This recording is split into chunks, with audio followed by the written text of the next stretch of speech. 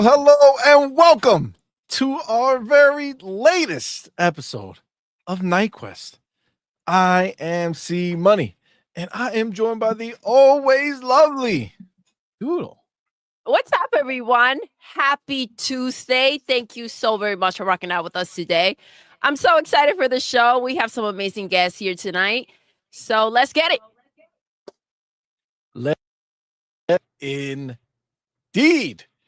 Now, you know what it is, guys. Tonight is Night Quest. That means it's going to be me. It's going to be Doodle, and it's going to be a guest. But today, it's not just one guest for you. No. Today we got two, baby. That's right. Making his return from last week's show. That's right. Our boy. Yes. Pharaoh Bizarre to the building. What's up, my man? Thank you for being here. Let's go. Oh, you're super muted. Super muted. Yeah, I was about to sneeze earlier, so that's why. But yeah, thanks everyone for having me back. Appreciate it. Can't wait to have a great show tonight. Yes. Absolutely.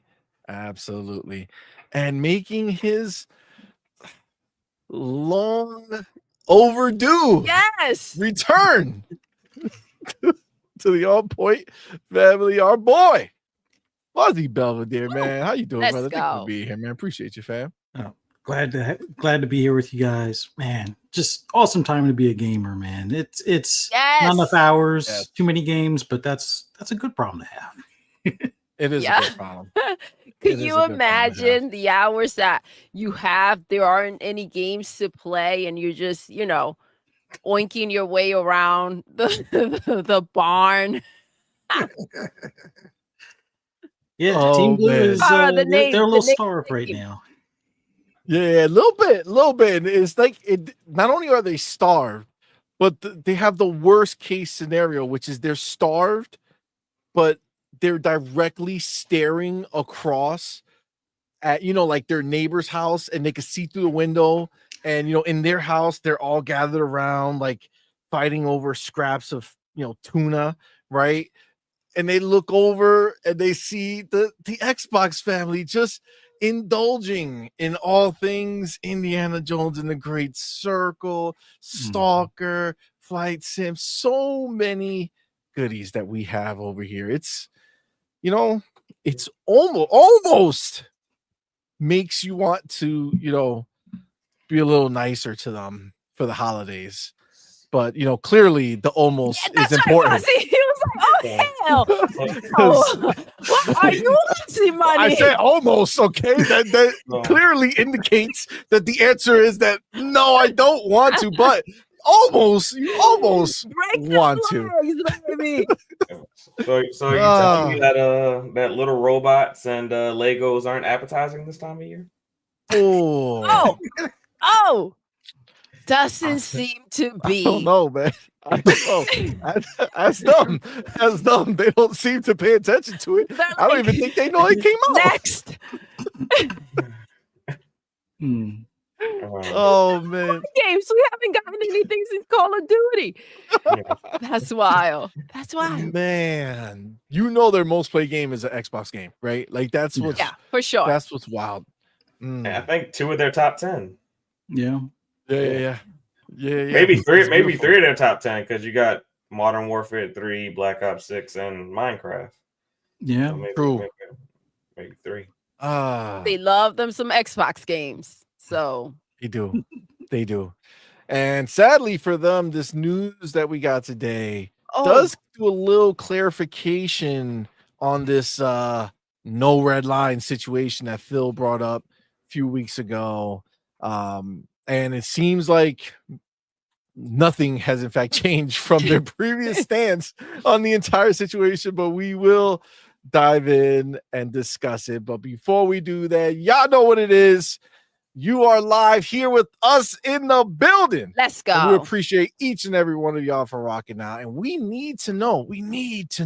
Yes. Who were the first 3 people in the building. But first. But don't click it. Don't click it. I know what you're saying, but don't click it yet. Because but first didn't get fixed.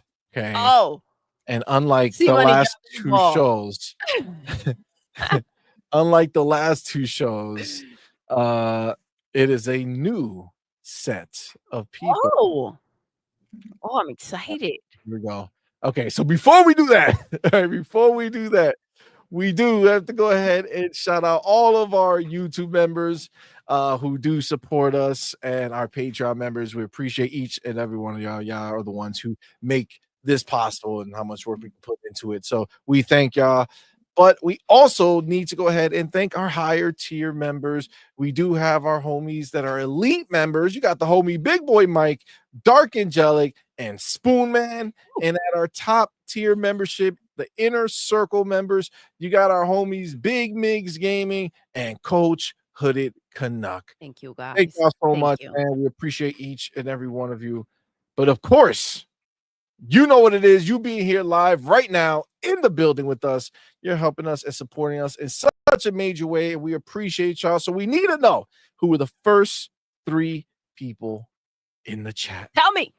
And we have the answer. I got to tell you, the first one, my dude, I pressed go and he showed up. That's my boy, the homie. Fillmore Pockets in the building. Let's go. That's what's up. Appreciate you. Number 2, making his return to the top 3. Okay. Our boy Dova 360. Yes. That's right. Dova was good, love. Thank you. And then rounding out the top 3, our boy Varunkai Spy in the building. Thank you, brother, for being here, man. And he has a message. He says, Indiana is a classic. Absolutely. If you haven't done so, go check out our review. It is live now. And yes, instant classic for sure. Reminds me of Hitman in mission structure and, of course, the disguises and sandbox elements. Yeah, it's it really just it hit different. You know what I'm saying? This was Frank, honestly, it was unexpected. I was excited for the game. I thought it was going to be a fun game to play. You know what I'm saying? I thought it was just going to be like, Indiana Jones is a licensed game. I wonder what they do with it. Should be fun. Todd Howard said it was like a big mix of a lot of different things. And I was like, all right, well, it's going to be fun. And boy, fun is like the lowest part of what makes that game great. Like, it's fun, but there's so much to it. The story's amazing. It's on so many levels. That's production why. value. God, that game is crazy. Yeah. Have y'all played Indy yet? About 7 hours in. I think I'm like the third area, but like I've been purposely not following the main path on stuff. Like I keep on like following different other like streets, or like in the beginning part, like the very first part. You're in the Vatican right now? Yeah. Well, no, I'm in the Vatican now, but like when I first started playing the game, you know how like it wants you to, follow the path going to that first tomb. I was following the river, and I found some artifacts around there. Yes. So it's like there's just so much more to this game than I was even expecting. Like I knew, you're going to go from first to third person when you climb over stuff, but you can jump on rocks, you can cut through like bushes and things like that. You can climb over boxes, look for like the little tether spots so you can, use the whip to climb and all that stuff. But the big thing is you could pick up almost anything you see. And I turned like the outline of the stuff down so it doesn't really like pop out there that much, but like I'm picking up candlesticks and bottles and throwing them at people. Like I know you're supposed to throw the bottle so it attracts the attention somewhere else, but I'd rather just hit him Dude, I upside the never- head with the I never bottle. did it. You popped them with it, right? I never did Yeah, it that's what I'm once. talking about. Bro, I never did that distraction thing once. It's either I sneak up and murder them or I'm going to hit them with it. Why would I ever waste up a perfectly good bottle and throw it on the ground? You know what I'm saying? No. Yeah. Not when I can hit you with it. No, it's too it's fun. wild. It's wild. Guitars, anything you find, it's a weapon. It's amazing. It's Yeah, freaking amazing. So good. So good. Farrell, what about you? Did you get there yet?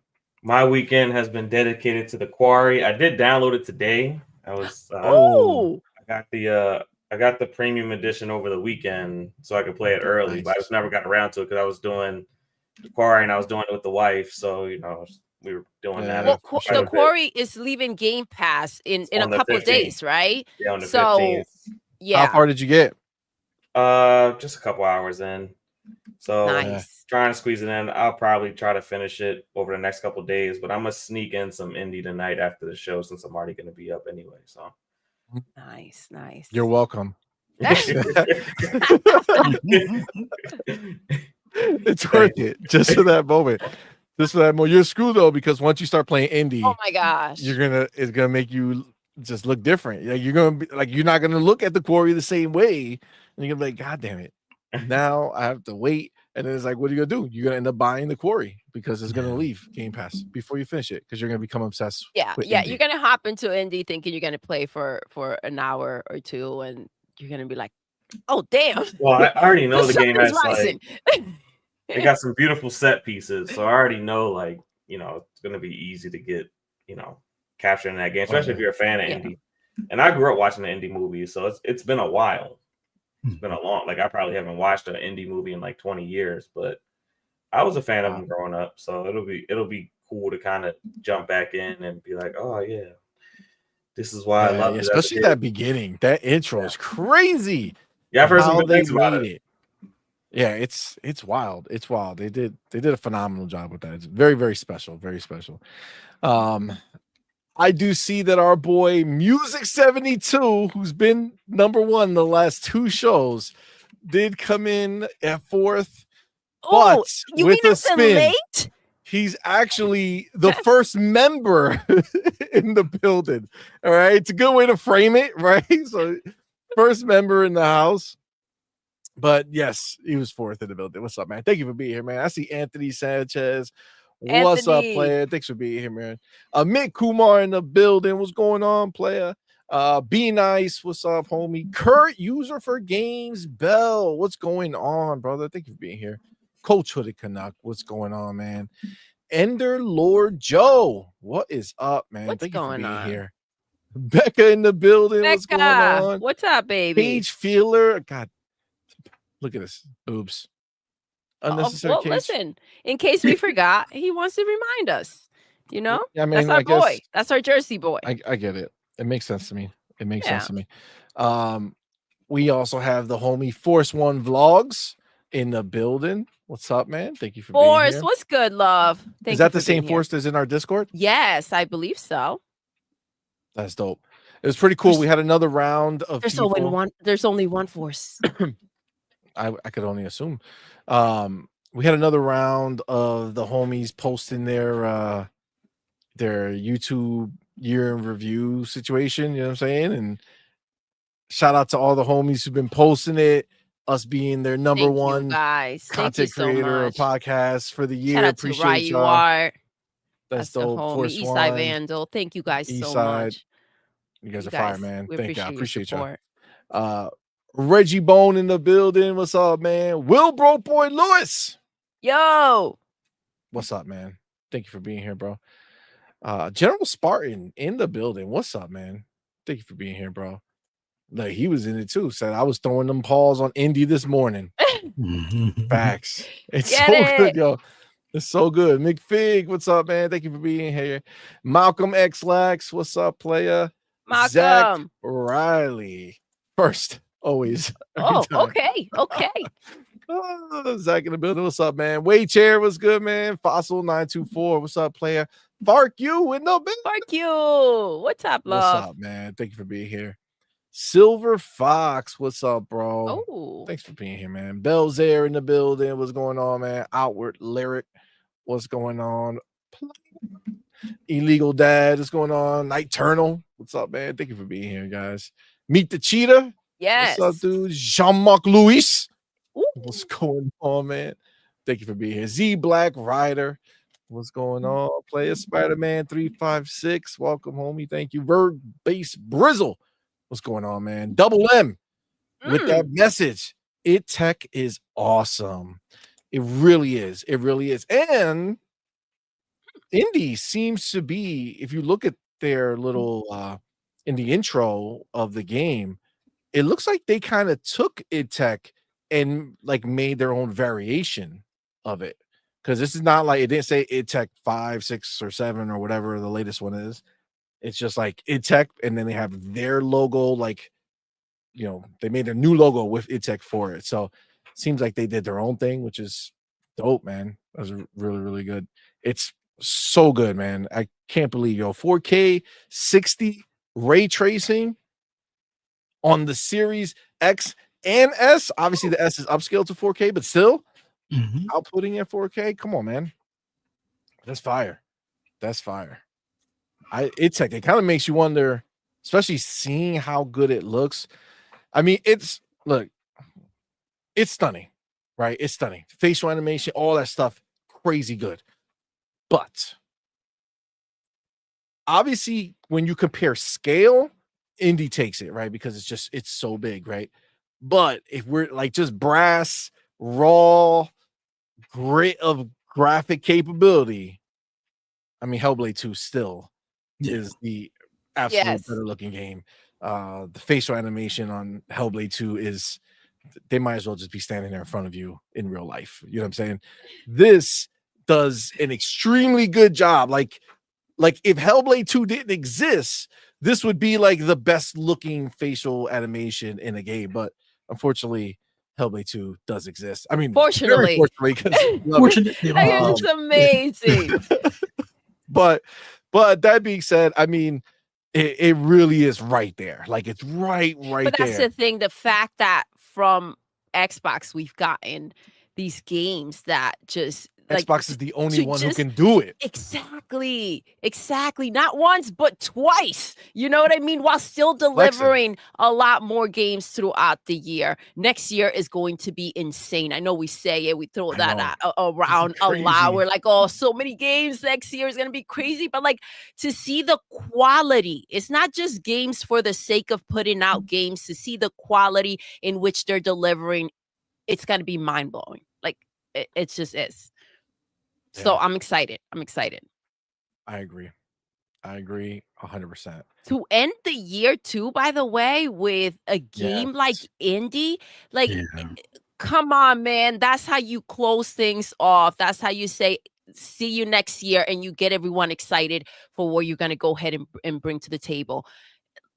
Are you freaking kidding me? They didn't even, it was past the nominations and everything. It's like, listen, we're focused on the game and delivering a great game for our consumers. It's like a nightcap on the year. Yes. You know what I'm saying? Exactly. It's like, I almost feel like this needs, so like the Xbox has done certain things that we just like need always, right? So like, I feel like every January, the direct, you got to come with a direct, developer direct, don't do no bull crap.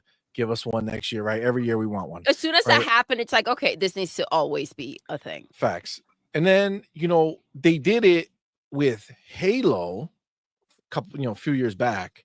But then I don't think we got another December banger since then. No.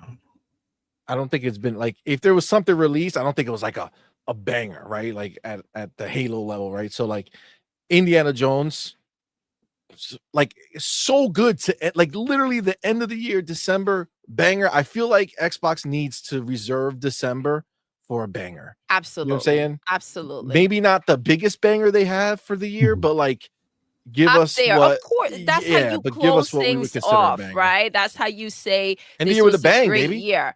And listen, right off the bat, it's like, why the heck not? It's like the end of the year. A lot of people take time off during December, the holidays and everything. It is just the perfect time to go ahead and give them entertainment right before the Christmas if you celebrate. And it's like, oh, brand new game. Here you go as a gift or buy it for yourself. It's just perfect, man. It's perfect.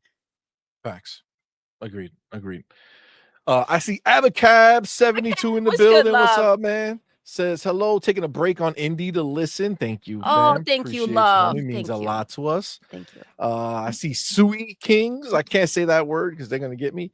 But Sui Kings, what's up, man? Thank you for being here, bro. Sin, what's up, playa? Thanks for being here. Sin, what's good? So Amit Kumar says it's called Motor, I think. Oh, Is it? I mean, it looks like that's what the I could see that. He says it's a spin-off of IdTech. I think so. Yeah, I think so.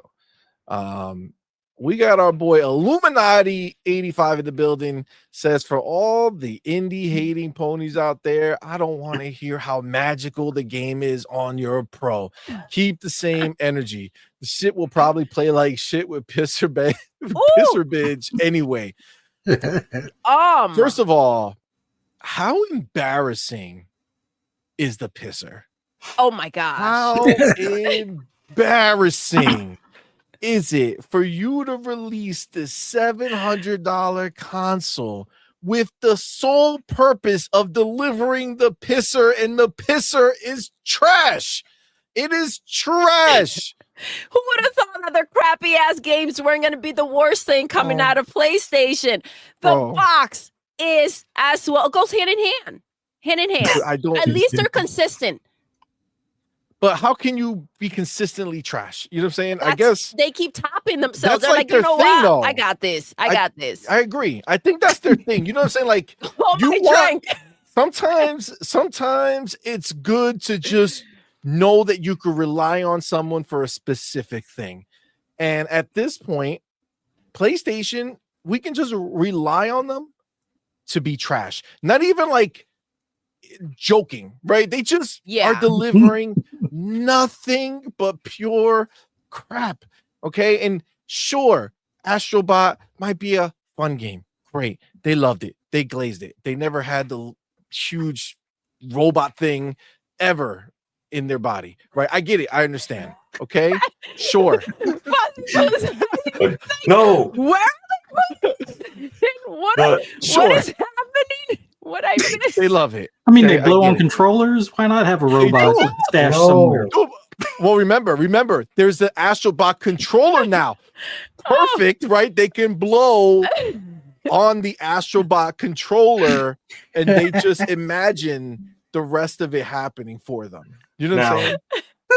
Now, CMoney, what if I told you that Sony released a game this week that was free, and we haven't heard anything about ponies playing it? Yes, we made fun of it on Tuesday. I would say that sounds. we made fun of it on Friday. That sounds about right. What is that game, Ferrell? It's like some Gran Turismo something. It's called My First Gran Turismo. My First Gran Turismo. It's free to play, has like 18 cars, and it's like basically the license test, and it's like, yeah, you know what? You do know what's fun about Gran Turismo to the everyman. That's exactly what they all want to take your test. That's what they want to do in Gran Turismo. That is the fun thing about it. First of all, first Gran Turismo. The name alone, it's like a slap to their face. Wow. It's like for toddlers. Yo, honestly, come on, man. I'm really thinking about taking that trailer and just having it on repeat at night for my kids. You put it on, NyQuil, baby. They are out. They are out. They ain't waking up for weeks. It's crazy. Yo, you see them? They going like 150 miles per hour, and it feels like grandma is crawling on her knees to get to the finish line. It's the slowest. That shit look like they're going backwards. All right, this is so bad. Yo, I don't know. Yo, honestly, it's crazy to even say this. but I almost want Xbox to drop a Forza over there just to bury them, just to get rid of the franchise. Make them go night-night, because I gotta sit there and look at this crap. It's horrible. It's horrible. Wow. What do they do? Is that what they do to cars in Japan? I thought I watched Fast and the Furious. I thought they move fast and they do cool stuff. What is this? That shit ain't cool. There's zero cool about Gran Turismo. All right? Zero. Nada. Nothing. What a waste of breath. Can you go? How slow can you go? Yeah. I just don't know how you start with like a Honda Civic and then you end up with like this GTR Mercedes or something, and you're going the same speed. You know what I'm saying? You move identically through the world. What is happening? I was hoping they were going to put the regular Gran Turismo on PC. That would have made more sense because there would actually be an audience there. But you know why it can't be there? Why? Because PC players will expect the cars to move faster, and they don't. And that's the problem. PC players like, what is this crap? Ain't nobody gonna play this. Yeah. Save your money, Sony. The biggest issue is that PC has an authentic sim community. Yeah. There's actual like real sim racers, and for Gran Turismo to show up there as a sim racer, it'll get killed. Nobody will buy it. Oh yeah, but don't worry. It's my first. What a mess. See how many people's gonna start doing Formula One racing after going ahead and trying my first Gran Turismo. Oh my god, bro! Nobody's even talking about it, Farrell. You brought up a phenomenal point. This is technically a first party release. El gratis. Yes. You know what's like sad? Home Stars. All over again. Twice in 1 year, bro. Bro, it's crazy. Home Stars and Concord. Yes. It's like, hey guys, look, everybody. We released the game. Look at it. It's free. It's free. Go play. Nobody cares. Nobody cares. No. It's like, bro, what do they have to do? Well, apparently make a good game. That might happen one day in the future, if only. Maybe. Not likely. Not likely. Ghost of Yote. Why? You had one chance, one job. All you had to do was make a part 2 that people liked. And what do? You get rid of the character. Turn her into a lady. Fast forward time. Delete his whole existence. It doesn't matter anymore. Everything. I don't want to hear her I don't want to hear her talk about him either. I remember Jin. No, you don't. It's hundreds of years. He's dead to you. They'll make up some lineage. That's her grandpa or something. Yeah. Yeah, to link it. Yeah. There you go. Yeah. For sure. Side King says that they just messed up the name. It's called My Last Gran Turismo. Oh, there you go. There you go. Hey, if Forza goes over there, it might just be. Oh my god. Hey. Yo. Oh, that would be hilarious. That'd be crazy. My god, what an embarrassment.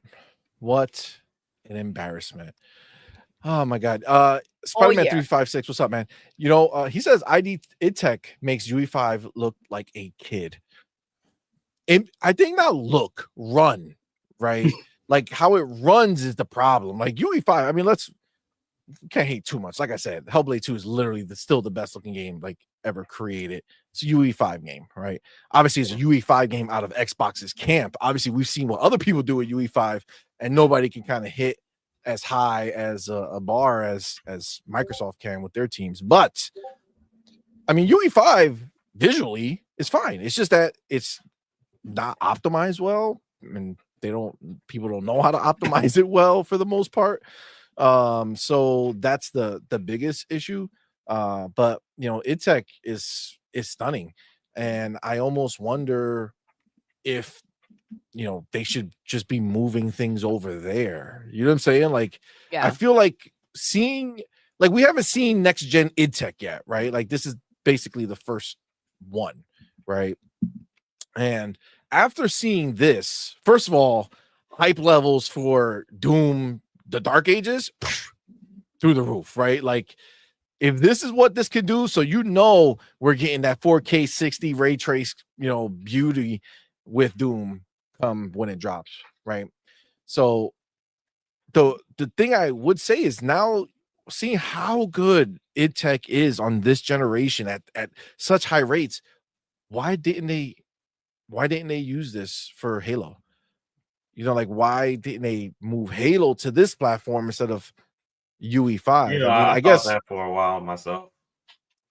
well, I didn't think it until I saw this, right? Like, because who knows how next gen was gonna run? Like, yeah, id Tech is great, but if they boost everything up, is that gonna slow it down or do anything like that? No, it didn't actually, not at all. It just killed it, right? It was phenomenal. So I feel like Halo could have been on id Tech, but I think their biggest thing for Halo and why I'm gonna assume is the reason why they did that is less about the capabilities of UE5 and more about the idea of being able to hire anyone. Yeah. Because even id Tech is still a proprietary engine, right? So anybody that you hire will still have to learn how to work on that engine compared to what the world teaches at this point, which is UE5. Yeah, I mean, for all intents and purposes, UE5 is English, right? And every other engine is another language, right? Yeah. And it's like, sure, if you want to learn those other languages, you can, but everybody knows English, right? So it's like that's an issue, right? And that's why I think for Halo specifically, with everything they've gone through with hiring people and letting go of people and doing all this stuff, if you want to just be able to have the biggest pool available to you of people to hire, that would be the answer. So I guess I answered my own question. Yeah. Good thing I asked it though. Well.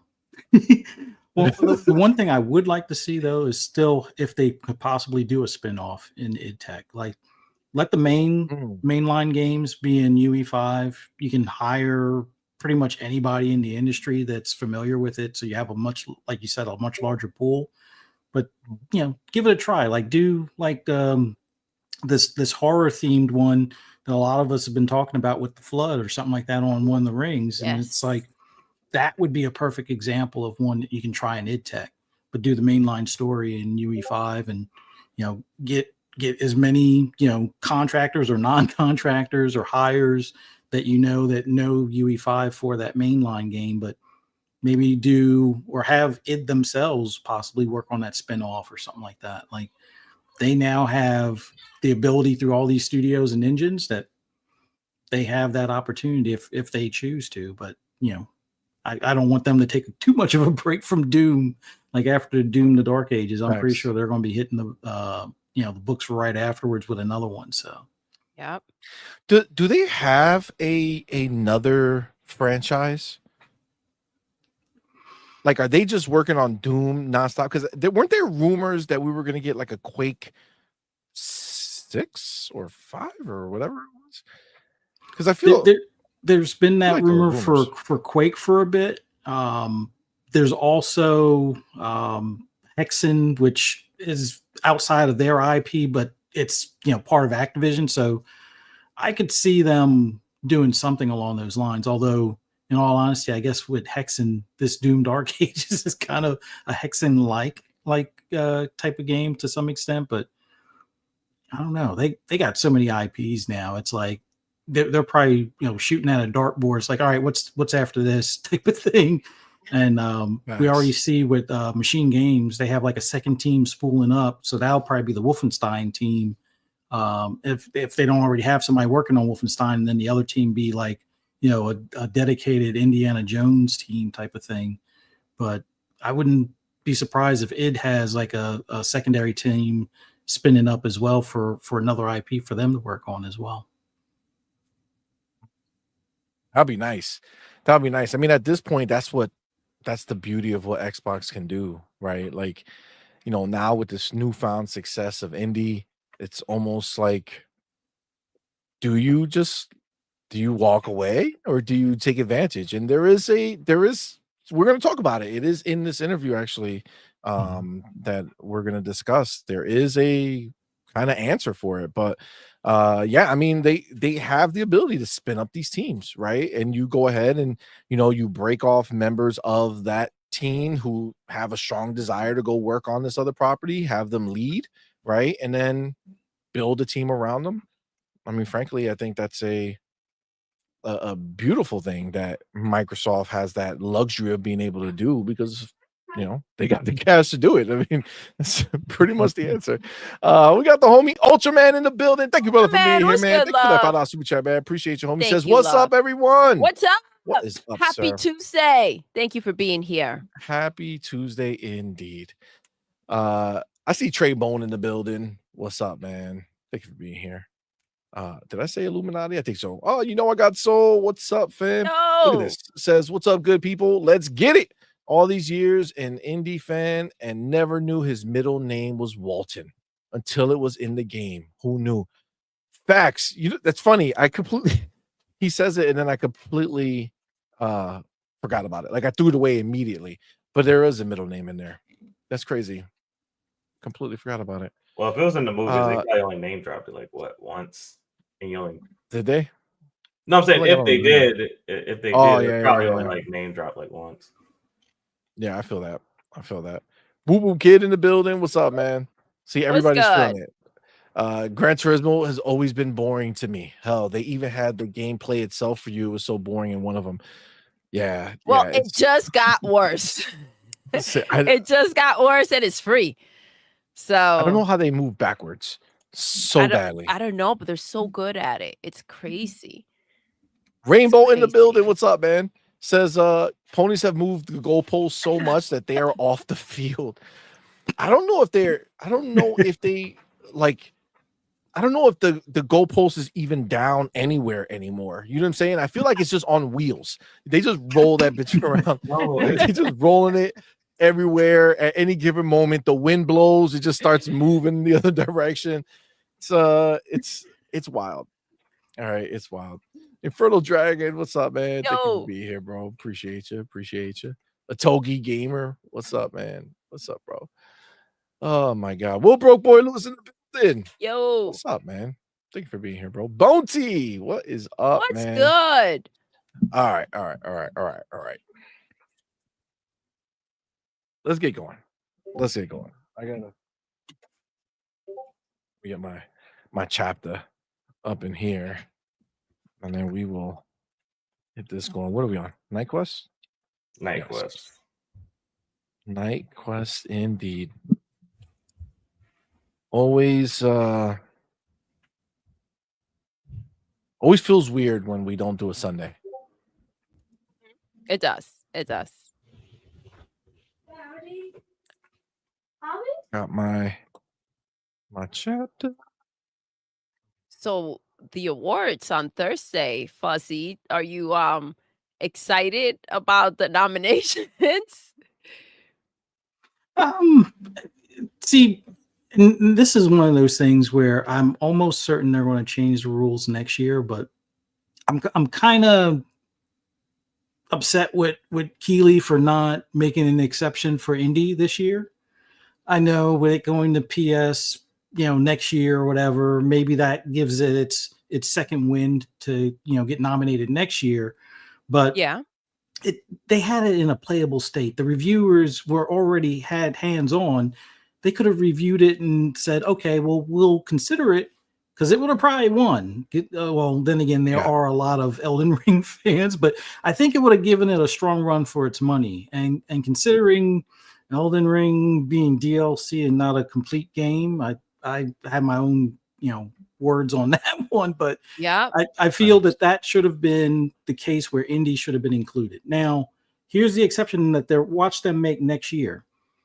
Let's just say GTA 6 doesn't come out in September. It comes out like late November, like sometime after their cutoff. Yeah, I could see him making an exception because nobody's going to care about the awards. Everybody's going to be still busy playing GTA 6. So he's going to want to nominate it at least, so that way it's relevant for his, award show. Because you can't really say the most anticipated game when it's either out or about to come out. So he's going to find a way to include GTA 6 in the running next year, if that's releases in 2025. And And then we'll be at the same BS again where he changes the rules for everything but for Xbox. It's like, oh, God of War is going to miss the cutoff. Well, you know what? We'll extend the cutoff. Well, why didn't you do that for Forza Horizon 5? Oh, a racing game can't be Game of the Year. Had more players than God of War. What are we talking about? Yeah. So, Facts. I don't know. I'll be watching it for the That announcements. goalpost. Yeah. Exactly. This is the thing. I think if it went this year, it had a good chance of winning. If Indy was in it this year, Yeah, for sure. Next year is going to be tough. You know, there's a lot. You know, Fable. I have like crazy high hopes for Fable. Like I'm beyond excited for that game. And then South of Midnight. There's just so much. There's so much coming at Avowed. There's so much coming out next year that it's literally going to be an Xbox show. Like watch, I swear to God, watch next year. They still don't nominate nothing for Xbox. It's going to be a bunch of random. Anything else they will nominate, yo. Oh my God. Yeah, that's crazy. That's crazy. All right. So I have my stuff ready to go. Let's go ahead and hop into the first topic. And that topic is here. Bang. All right. So Variety had this article, which I honestly did not know that there was like quotes in here. Like I thought this was like a random article, and I just saw the headline, and just the headline itself was a nice little burn. You know what I'm saying? But then all of a sudden I started seeing quotes pop up around, like, what's going on? Well, there's actually a lot in here to talk about.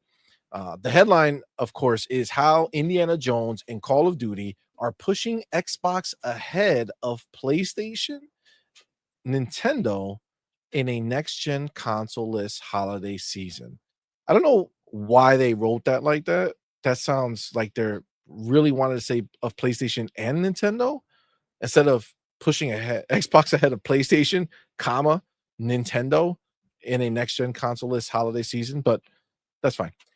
Point is that this is what we've known to be true. And the fact that they only settled on Indiana Jones and Call of Duty and, not the fact that we also got Stalker and Flight Simulator and, Age of Empires and Our History Untold and Hellblade, earlier in the year.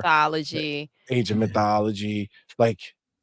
It's just so much, right? It's just so much that is literally coming from first party, not deals, right? First party. Stalker is obviously a deal, but everything else, so much. And technically, Stalker we get for free, so that's why I include it. You know what I'm saying? It's El Gratis, right? So, but if it's in there, it's ours. That's the way I look at it. But literally, like, this is the reality of what it is, and it's great for a third party like Variety to come out here and acknowledge it, right? Because what the pony media tries to do is look in the other direction. You know what I'm saying? Even though they know this is the truth, and IGN had an article like earlier in the year talking about how Xbox's year looks better than PlayStation's. Turned out to be 100% factually true. And the fact that this is acknowledged is true. It's great. I mean, this is what is expected, and this is honestly just the beginning, right? Because Indiana Jones and Call of Duty next year, it'll be Call of Duty and Fable and Avowed and South of Midnight and and Doom and whatever else they want to put out there, right? Like whatever else they're going to release. Like there's just so much to come, and it doesn't slow down. In 2026, you have the same scenario, right? Perfect Dark, State of Decay 3, right? And Clockwork Revolution and whatever else they're gonna have coming out, right? Another Call of Duty, maybe Halo, maybe Gears, like what? Horizon 6. Forza Horizon 6, like, yo, it doesn't stop. It doesn't stop, right? So, like, let's be clear. This is just the beginning, right? We're past that point of what's coming in the future. We're living in that present now, right? Every time we wake up and look at our Xboxes. This is the world we live now, where we get to experience these games that they all the time they used to say, "Oh, keep waiting. You're waiting for those games that were showcased." Ha ha ha ha ha ha ha. They're here now, bitch. You know what I'm saying? The time has come. They're here now. It's not stopping, right? It's not stopping. How you like it now? You've been asking for them. How do you like it now, especially considering the mess that's going on over there? This headline, as it is factual, it is great, but it comes with a bit of shade in my eyes, because you know how they like to go ahead and separate those ABK numbers, Call of Duty. It's made by ABK, Indiana Jones by Bethesda. These are, games. These were studios that were scooped up, right? And the games, technically, what they're trying to throw out there is the same thing as with the numbers. So I do think that this headline comes with just a tad of shade, if I'm being honest, when you look deeper than what you're seeing.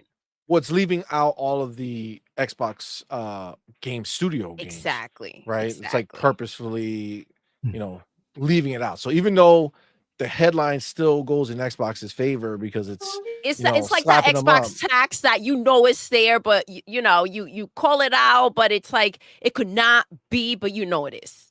Yeah. This comes with shade. I feel that. Like what are making them next gen, and going ahead and really pushing are those games that came from the scoop, not their own authentic things, Well, I mean, that narrative is dead anyway, because it's all authentic and theirs now. They own them.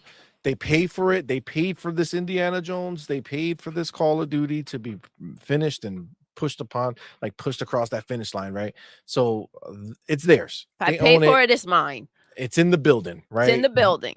It got in the trunk. That's it. So yeah, I mean, so obviously, Doodle, we heard what you think about the headline. What do you guys think? Is this the path forward for media? Are they gonna start being forced to acknowledge the behemoth that Xbox, has become? Well, this isn't quite a gaming magazine, but yes, I do think they are about to be forced to acknowledge Xbox. And I think we saw a little bit of that when Call of Duty Black Ops released, and we had some gaming outlets have to release articles about why they didn't have a review code. Mm-hmm. And does Xbox need another studio? Do they need another publisher? No, but they've made it known that they're still shopping, and they already have as much content as they do. I mean, if you look at 2025, we might get 10 games from Xbox first party. Like, that wouldn't be an outrageous suggestion at this point.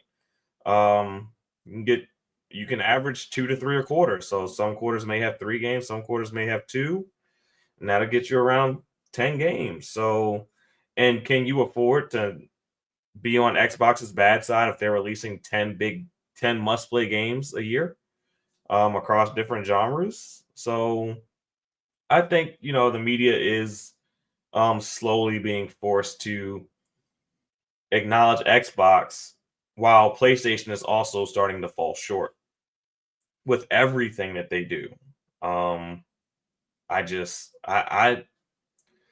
Helldivers 2 was the only win for PlayStation maybe in the last 2 years, it feels like.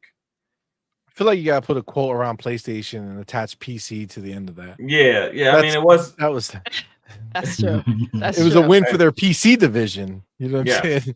For sure. But in the past 2 years, that's all they have. Like, everything else has been a miss. Every big game they thought they had flopped in one way or another. Facts. Or were just a massive disappointment, or a letdown, or completely removed from the store shelves. You know what I'm saying? Yeah. It was erased. They had every possible, all of the above, worst outcome. Every scenario existed for them. It's crazy. So bad that they removed it. Done. So bad that it did worse than the other one, but they still sell it because it's a single player game. Done. They did that 3 times, by the way. There's 3 of those that did worse than Concord, which Concord we thought was was like the floor, that everything had to be above Concord. But somehow they said, no. There's a basement underneath Concord. We're digging through that, and that's where we're stuffing all of our other games. Okay. Yeah. We're setting bars in the opposite direction. We can't set them upwards. We know that. So we can only go down from here. If you look at it, they've released about just as many games as Xbox in this holiday window. If you go August to December. Well, third party. I'm going Astro, Lego, Until Dawn, Concord, this Gran Turismo trash they just dropped. So they're about the same as Xbox. Close. But all of them flopped. Every single one of them. So some of them flopped so bad that you forgot to name them. You thought they were third party. Facts. That's the truth. I mean, they did. I mean, again, really Helldivers, and then Astrobot was the only one that critically did well. Yeah, even though we know commercial worth of crap, commercial, flop. But yeah, I mean, it's wild, but it's true. And thankfully, we're not reliant on that side. Right, we have Xbox out here dropping the bombs for us, giving us things that are actually, worth playing. It's a good time. People got really upset about my tweet earlier, and like for some reason, like they know I'm fully aware of this industry. Yet I wrote a tweet about how I put a picture, a little video of this guy that looks crazy, and said that this is PlayStation, this is the ponies who are waiting for Indiana Jones next spring. Like figured that now they have to wait, right? And people were like, and I said waiting for Indiana Jones, an actual game of the year, right? Because this would be the game of the year, right? The other games that are on that list are just there because that's what came out this year. But Indy actually deserves that list. Like Indy can go against the best games out there and win. Versus these other ones, these are just kind of like, it's like the best of the worst kind of situation. If Indy was a third-person game all the way through, it would be a 90 meta. I'm pretty confident in that. I think the first person held it back points because you have a group of people that just aren't used to digesting a game in that manner, especially when it's like story-driven. Yeah. But I do think it can probably go up against everything that is on the list so far this year. Yeah, for sure. And all they kept saying, does he not know that it's not on the game of the year list? Like, what is the point of my? You guys are crazy. It'll be on the game of the year list on everything but the Keeley Awards. Like that's the only one that it's already really on the IGN one. Yeah, it's like Keeley's the only one that really has this hard cutoff before the year actually ends. So. Yeah, I don't know. It could make the DICE Awards, right? Yeah. BAFTA, DICE, Joystick. I thought IGN. Joystick was already done. Oh. Joystick is before VGAs, I believe. Ah, damn. Yeah, so. But yeah. I think they'll still get a Game of the Year award. Either DICE or BAFTA. I think DICE is the premier... The one that actually counts. I feel like VGA is just a marketing show at this point. Yeah. It's so you can get a sticker on the box to sell more copies during the holidays. Mm-hmm. Yeah. Oh, it's the Game of the Year edition. What's different than the regular edition? This won the award. 100%. Okay. Do you remember that time when PlayStation made Spider-Man its Game of the Year for its own PlayStation blog? So that it could release a Game of the Year edition of Spider-Man. Well, they went, what was it, 007 that year? 007. And then it stretched to 008. It started adding up different places. It got nominated. It just kept losing. That was pretty sad. I'm still fingers crossed for the little bot. For Astro, I need a repeat. I need a repeat. It look just so happens that it also is nominated for 7 awards. Just saying. Let's do it again. Repeat, baby. Let's get a repeat. Our boy Ryu are gaming. Right, man. you are. Thank you, brother, for being here. Thank you for being a member for 9 months, Thank bro. you, Appreciate love. you, fam. Thank you. Says y'all sleeping on the Temu flea market indie Uncharted. Yo, they need to remaster Yo. that. It's about time. They They just did they a just remaster released not it. too long ago, right? Yeah, they just did that like 2 years ago. It's due for great another point, remaster. Ryu.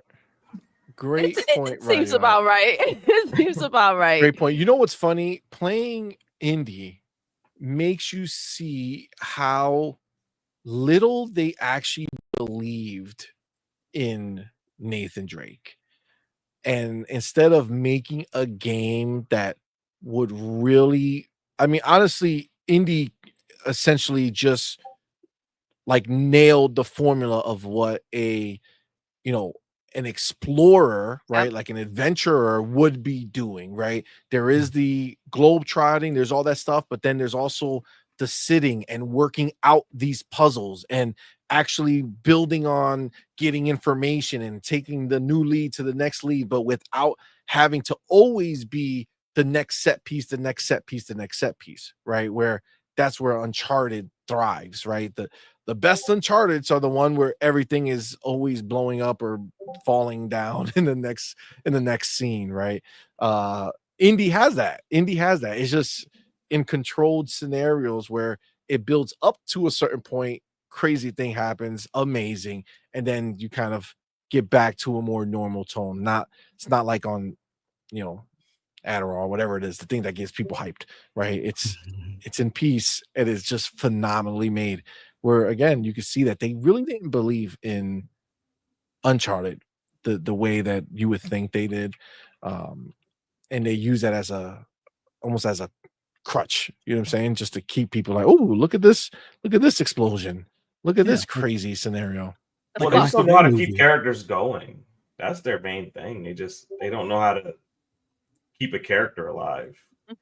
They can do like a trilogy, and then after that, they're just. I mean, look at God of War. I don't even think they're gonna get to a trilogy on God of War with this reboot, and nobody wants to make it, bro. Yeah. Nobody wants to make it. Corey said F that. The guy who made the second one bounced. Nobody wants to make that crap because the first one. So this is the thing. God of War, the original trilogy, was crazy for its time because for its time we never saw anything like that, right? But then once it kept making the same stuff, it slowly became more and more irrelevant because it was like, yeah, there's another one, but it's like we just did that, right? Like we just did that same thing. So yeah, no, I'm not excited for that. Well, the same thing happened when 2018 God of War dropped, and it was the new, and it was like, wow, look at what they did with this character. Look at where they can take this. But instead of creating a scenario where maybe he has the kids, seeing that we're starting essentially it over in this new place, maybe he has the kid, but maybe he could just be a little younger. You know what I'm saying? So that he has a little more life left in him. And it's not all about this punk ass kid that nobody likes because he's a punk ass kid. Seriously, who sits there, whines like a little bitch, talks shit. Nobody likes him. Why you think you're gonna build a new? What do you think? You think he's gonna take over? Zero chance, bro.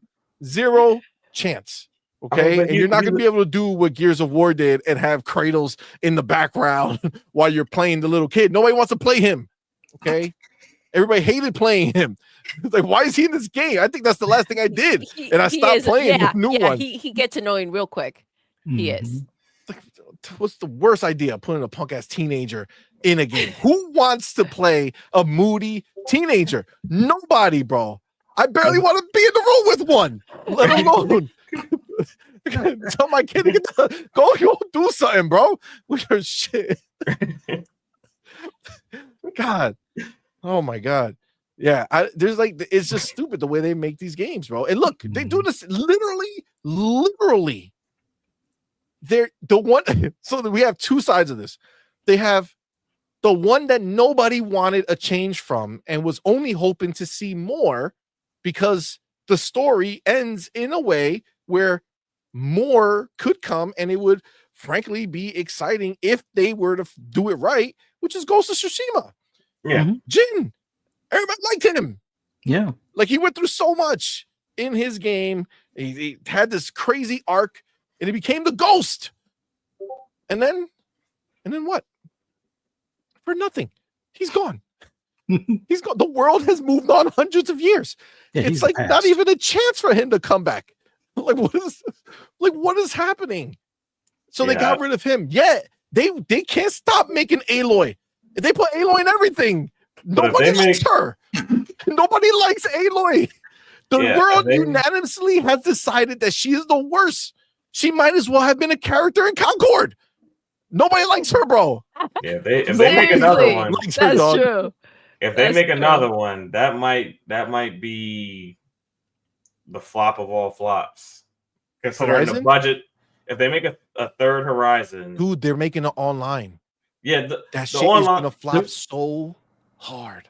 I think the online has more of a chance. I think the online has more of a chance than the third installment. Yeah, maybe if Aloy is dead in that world. And can we watch it play out? Yeah, and the MMO, she won't be there. It'll be about you. When you buy the collector's edition, it literally comes with a bottle of NyQuil. You know what I'm saying? Like it's literally, it comes part of it. Like you're supposed to just take a little sip before playing just to make it smooth. Night edition, yo. That's exactly what it is. Bro, they turned this into a party. They're incapable of making, you know what it is? It's because they cannot actually make hits. They stumble upon their hits. And then when they get that hit, they don't know what to do. They don't know how to make another one. They just say, oh my God, people actually like this. All right, make another one. Make it the same. Don't mess it up. Like that's it. That's it. And you know what? It's a checkup list. Spider-Man 2. All 3 things. Doodle. God of War. Ragnarok. Doodle. Come on, man. The only other game that people actually want a sequel of, they're killing it off. Days Gone. Yeah. People actually want that story to continue. They want to go back to that world. But does PlayStation want to do that? No. Matter of fact, they got rid of the people who made that game. So it's like, bro, what is wrong with these people? And if they had made a sequel, that would have already been released at this point because they would have had enough time to make it. What's the rest of their first party studios doing right now? The only character that they released this generation that I think actually has like true sequel potential is Ratchet and Clank. What do you mean? And they canceled that. He's had Ratchet & Clank's been like in 45 fucking games. Yeah, but I'm saying that he has a sequel potential. His whole life has been sequels. He's the only one though. Like can you do a Returnal sequel and be confident that you're gonna get $3 to $5 million in sales? Like, bro, they couldn't. They didn't even do $3 to $5 on this damn game. I know. That's my point. That's my point. That's what. Yeah, but nobody bought Ratchet either, bro. More people bought Ratchet. Nobody bought anything, nothing. Yo, we saw their whole list. They showed it to us. Yeah, that's like some dude walking into a party trying to pick up girls, be like, yo, by the way, I got the AIDS. You know what I'm saying? But let's get busy. You know what I'm saying? It's like, no, you maybe don't want to lead with that. You know what I'm saying? You want to hold that back. Fall in love. You know what I'm saying? Keep that on the download for a while. Listen, I don't know. This is what came to me. I can't say I understand, but in theory, what you're saying sounds. They came out here to tell us that no one buys any of their games. They showed us the factual data, and it's like, yo, but why are you making games at this point? Nobody buys your games. Seriously, the way that settled, it was kind of like, I get it why they want to make one game a year. Like, I get why they're taking a step back. These games, even the ones that you think are really selling, they're really not. Especially when you see what they supposedly spend on these games. Yeah. Spider-Man 2 it's ridiculous. Like 300 and some odd million. Yeah, it's crazy. I don't think they're gonna hit the black until they get on Steam. on Spider-Man 2. I mean, even that might not happen because it shows that Steam, they really don't care. Like PC players are not fiending for these games. Well, Like I mean, again, they we had saw an the numbers. opportunity, though, with the PC players, and they this year, like they had their games there, and they went ahead and played them out. Like, I mean, they went and gave them the PlayStation treatment.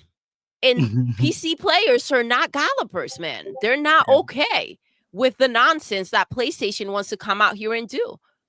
You don't sell a game and then, but wait, you must do this. Like, no. That we all don't want to do. Like, that's what they like feel. You can't force the hand with the PC players. They have options and standards. You mean they don't want the little trophy? No. I don't think they care. They don't care. Not at all. Not at all. They need to do want something more than just trophies. Like it would make more sense if you link your account to a PSN, give them free skins or free DLC or something along those lines. Like something that's worth of value. I don't even a trophy think that to a matters. PC player is like, if they wanted trophies, they would be on the console getting achievements or trophies. Although they can already get achievements being on PC with Steam. Xbox games. So, Yeah, and with Steam. So if they wanted a skin, they'd make it themselves. Yeah. You can mod the game. Listen, maybe I don't know. Maybe not have a service that gets hacked every other freaking Wednesday. You know what I'm saying? It's been a while. How about the that hackers one? don't even want to hack them anymore. That's where they're at. They're like, you know what? F it. Too easy. Too much. There's nothing there to see. No more. After Wolverine, they ran out of games. And from what? Hold on. We- Remember, we just talked about that is quite possibly a timed exclusive. 6 months. Supposedly, it's coming out Look, end of 2025 for PlayStation, and then might be coming out spring of the following year. dang. My favorite chat was from Becca. She was like, "If that's true, that game better be good." She's like, we don't want trash on our 'Cause box. everything we've seen has been Get doo-doo. it together. Yeah, that was a mess. When the leaks came out, it was crazy to see Wolverine out in the streets, acting that A way. PC exclusive. Yeah, there you go. They got first dibs. Facts. Facts. Here we go. Yeah. It's I don't know. It's crazy. It's crazy. They're just inability to succeed anymore. And it's just getting worse, right? Because there's the thing, like it's like performance anxiety. You know what I'm saying? It's like once you build it up in your mind that it's not going to be good and you're not going to satisfy her, and then it's like, oopsies, don't want to work no more, right?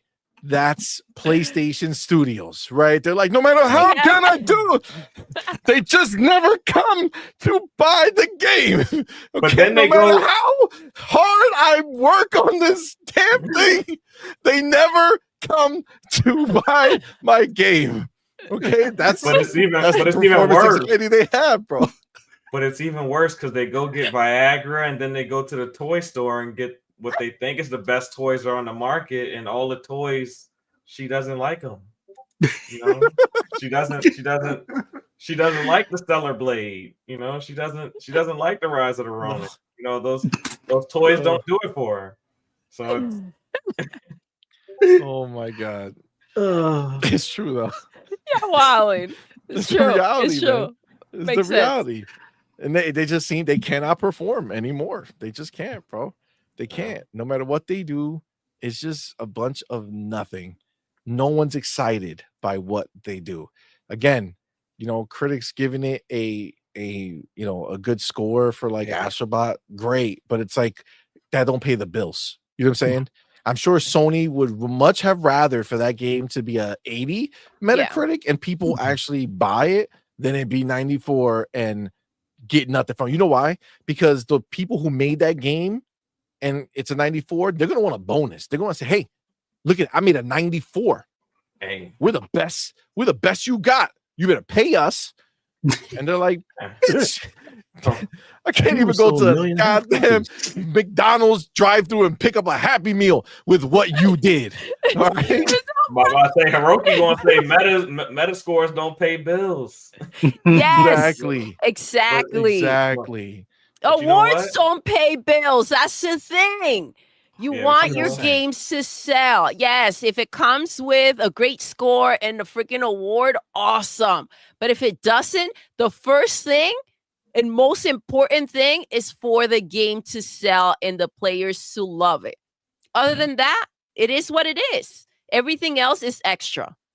Yeah, well, 100%. you know, at least 100%. Hiroki realized that PlayStation can't satisfy her anymore, and they brought in Xbox to do the job.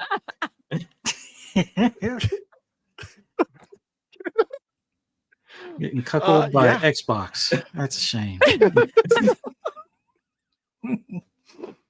Wow. Want to come play games? Get an Xbox. Oh man. X marks Oh the spot. man. I got all the toys X you marks like. the spot. X marks the spot. All the toys you like. Music 72. Thank you for being here, man. Thank you for being a member for 2 months, bro. Appreciate you, fam. Says Astrobot Thank is you. going to win all the awards. The only upset, maybe DLC. LOL. Dude, first of all, they better not win. Second, I much rather the DLC win than Astrobot. I much rather anything win than Astrobot. I just want to see that little bot with that big fat 0 on his face. Okay. 007, baby. That's what I want. I don't care about 007. anything else. It's not, it doesn't deserve it. Okay, he doesn't deserve it. The homie Adidas 20, my dude. Yes, Thank you for being here, brother. Thank you for that $2 super chat, homie. Says Thank stopping in you. to say, yo, back in January when mail slows down. Adidas, man, good to see you, man. Thank you for being here, bro. Always. Appreciate you, fam. Thank You the you. man. You the man, homie. All right. Okay. So let's go further into let's just pass the headline. You know what I'm saying? Let's get past the headline, maybe work our way down to the next thing. I'm actually going to take a little note of the time. All right. So I ultimately want to kind of read some of this stuff because it's good stuff. But let's hop straight to these ads, bro. Leave me alone. All right. Let's hop to our boy Matt Booty. Yes. Matt Booty, where you at? Matt Booty, where you at? Matt Booty. I think I made this too big. There you go. Did I literally get to it and just stop? Yeah, you did. I saw I Booty just saw. said. Yep. Are you kidding me? I literally didn't even look at it. All right. You could just What be did like the Booty Control say? F. What's that? Control F and then type booty. I never Right knew there, that right in there, my life. right there. Lower, right there. Okay. Thank you. Whoop. Yep. That was wild. Okay. Hold on. I just saw this go to my eye. Ray G4 with that $2 super chat. Yo, Appreciate you, fam. Says G4 was PlayStation good. 5 gives you SSDs.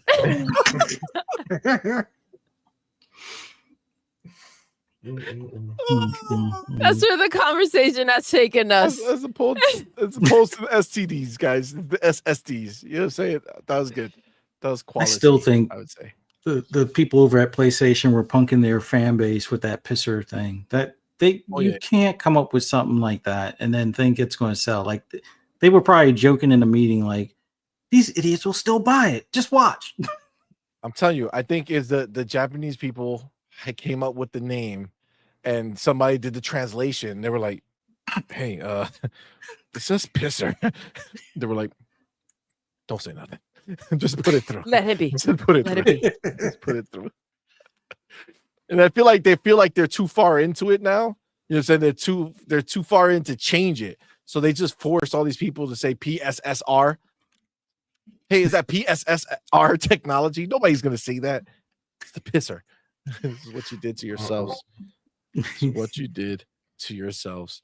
All right. So Matt Booty has made a statement, and it's in regards to exclusivity and like that window for games that are not exclusive. How is that judged? And I think he gives a lot of insight here as to what we should expect. And it's what we've always known based off what they've said in the past. But obviously, Phil came out and said something recently, and it kind of threw everybody for a loop, and we had a whole nother resurgence of people losing their minds over nothing. And this kind of brings this back in line, right? So it says, we are very much making the exclusivity and windowing decisions on a game by game basis. Okay, let's just stop right there. Let's say it one more time. We're very much making the exclusivity and windowing decisions on a game by game basis, which means no matter what it is, they're always looking at each game, and they will decide, for whatever reasons they come up with, whether or not they believe it makes sense to keep it exclusive or to put it elsewhere. Okay, this is the same exact line that Phil told us back when he was sitting in February at that update, right? Yep. He said the same thing, case by case. Case by right? case. When he bought Bethesda, case by case. It's always been case by case. This is nothing new, right? So that is great for him to kind of bring that back, to just kind of reframe the idea around it. It's case by case, game by game. They will decide what they want to make exclusive, what they want to put elsewhere, which means that there is no blank slate, every game is going, right? They're still looking at each game individually and see what makes sense, what's going to benefit the gamers, what's going to benefit them, keeping that all in line. So this is the next part of it as well, because this goes hand in hand with what he just said. His next line is, and each of our studios is in a little bit of a different position. Yeah. So even before we go on from there, when I read that each of our studios is in a little bit of a different position, I read that as, we have studios like Activision Blizzard's team, right? That whole arm, which has always made their games everywhere, right? And then we also have the Bethesdas of the world that they have that also would be always making their games, for everywhere outside of being paid for exclusives, right? So they didn't work with a PlayStation to bring a game to their console as their game. It's still a Bethesda game. They just gave it a window of exclusivity. That's what they've done, right? So I think when you look at that and then you see the flip side of it, where you have like Xbox Game Studios who have not in general made games for other consoles. You do have your, Pentiments of the world and Sea of Thieves that have gone elsewhere. But I think when you look at that, I think it's a little different scenario because the investment is different, right? You go from taking a studio that's never made anything for anywhere else, and then now it's like, hey, go make it for something else, right? So I think that is a difference. But again, he does make notes, so it's game by game and obviously almost like studio by studio, right? Like what's going to make sense and who's going to do it. They continue. There's also the production timeline on a game, so the decision on spacing comes there first. We want to make sure there's a great experience for our Xbox players, and then the gap between when it becomes available on PlayStation is as much a production decision as it is anything else. This is a game that was in production before we acquired Bethesda even. So now, again, he's talking about Indy, which based off this conversation, I think this goes ahead and solidifies the idea that we've been, presenting here on this channel, which is we knew the game was going to be multi-platform from the get-go. Indiana Jones, when Bethesda first signed that deal with Disney, it was a multi-platform game. Yeah. We then learned in the court documents or on the trial, like in the hearings that we heard, that Xbox went ahead and renegotiated that deal, right? Again, we assumed at that time that renegotiation was going to be for complete exclusivity. What we now know is that they were able to delay the other release and give some exclusivity to Xbox players, which I love the way he phrases it here. We want to make sure there's a great experience for our Xbox players, right? So, like, we're the first class citizens for them, right? They take care of us first. They make sure we're good, and then whatever comes is whatever, right? So it's almost as if, and I want to hear all your takes on just this whole part that we talked about. But it makes it seem, and I'm not sure, but it makes it seem like during the production of the game, unless it was something that was already worked on beforehand, it seems like this is not like necessarily in tandem, right? Like they're not making the Xbox and PlayStation version and then going ahead and just delaying the PlayStation version for later. Looks like they're making the Xbox PC version. Once that ships, then how long is it going to take them to port it over to a PlayStation, which is where that gap comes in. And that's why he's saying it depends on the actual production timeline on that game. So one studio might say, hey, it's going to take me 6 months. Another studio could be like, it'll take us a year before we'll get that thing out. Right. So that's going to be the difference there. So, so that was the Matt Booty statement. I feel like he said a lot with, just one paragraph. You know what I'm saying? I feel like it speaks volumes for how little it actually is here. Baby, what do you think when you hear this? With Booty talking about the game by game basis and the exclusivity, and it's not just every game, and then how long between the Xbox version and any other version that might exist. Like, what do you feel about this? What do you think? Listen, this is something that if you really, again, like you said it before, some of these, studios were making multi-platform games, right? And so if you go ahead and you make an acquisition like this, you have to take into consideration the studio as well, right? You don't just come in and say, well, this is what's happening moving forward, and that's just it, and that's how we're doing things, right? I mean, it says a lot about the relationships that they want to go ahead and keep. Also, if a game it's normally multi-plat, right? And this is the revenue that they're kind of used to, I'm sure that they're not going to want to go ahead and just rip it away from those platforms. It makes sense that you want to go ahead and see and move forward, not just on what you think. And again, the acquisitions here, these studios, and see how you want to move forward. Every game should be looked at individually, right? And then figure out what you want to do. I don't understand, and I can only imagine how this must have been such a mind F to them, where they obviously Indiana Jones was meant to be on old platforms to begin with. And then they go ahead and they spend the time and money to go ahead and get what they can. Obviously, they got the 6-month exclusivity and they reworked the deal. And then everyone's upset about it, even though you went in with the intentions of taking care of your house first.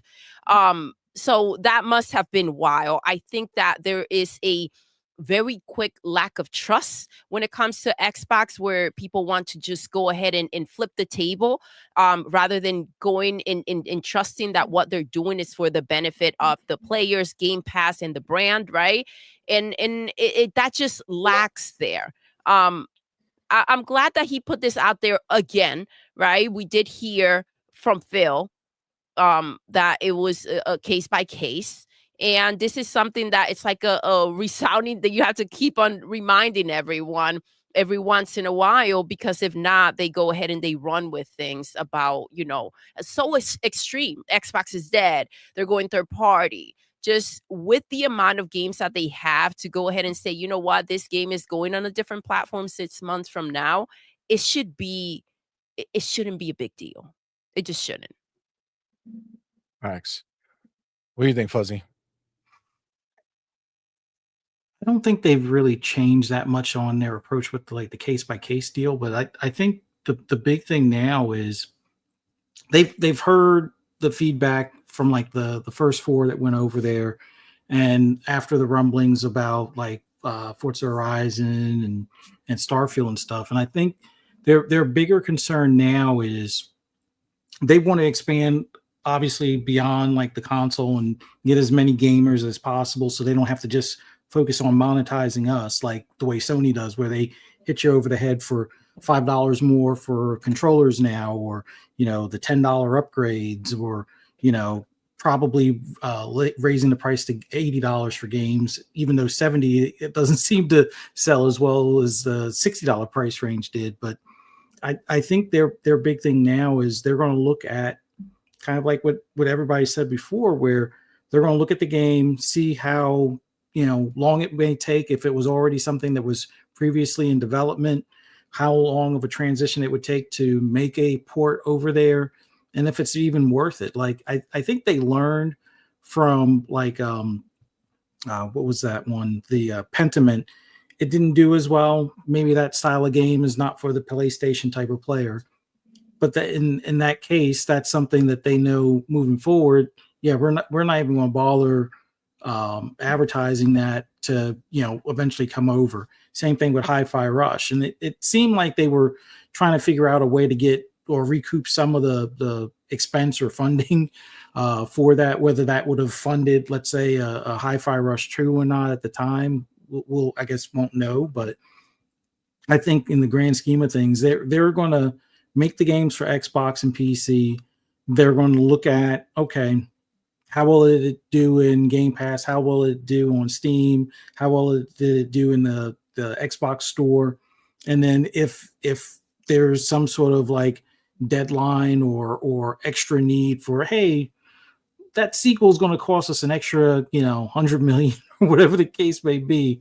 Let's see if we can get some of that, at least from, Team Blue 6 months later or a year later or whatever the case may be. I think the funniest thing now is just that it seems like more of the multiplayer games, obviously, because it makes more sense. You have a bigger pool of player base. And that's also a good way to monetize those customers. Like the big thing that PlayStation's having a problem with is they're trying these games as a service, and it doesn't seem like they're sticking. And even Bungie, who was supposedly, quote unquote, one of the best at doing games as a service, is having its ups and downs with monetizing its player base. But if Xbox puts a few more multiplayer games over there, they'll have that market cornered as far as like the top. Well, they already have like 3 out of the top 10 most played games over there. So if you load them up with a few more games as a service, you're actually stealing more money out of PlayStation's pocket, because that's less of a chance for things like Fair Game or, Concord, if it ever lived beyond the Fruit Fly lifespan, that those games would be able to get money out of their PlayStation player base. But I think they're going to look at what games make sense to get money out of the PlayStation player base, what games make sense to move to mobile or put on things, or have it where it's easily playable on a tablet or a TV, and see how many gamers they can reach. Like the people that may never consider getting the Series S or console in general, how can we reach those players? Okay, we've reached those players, or we may not be able to reach them with this game because of the controls, whatever. Let's see if it makes sense for like a Switch 2 or a PlayStation 5 game.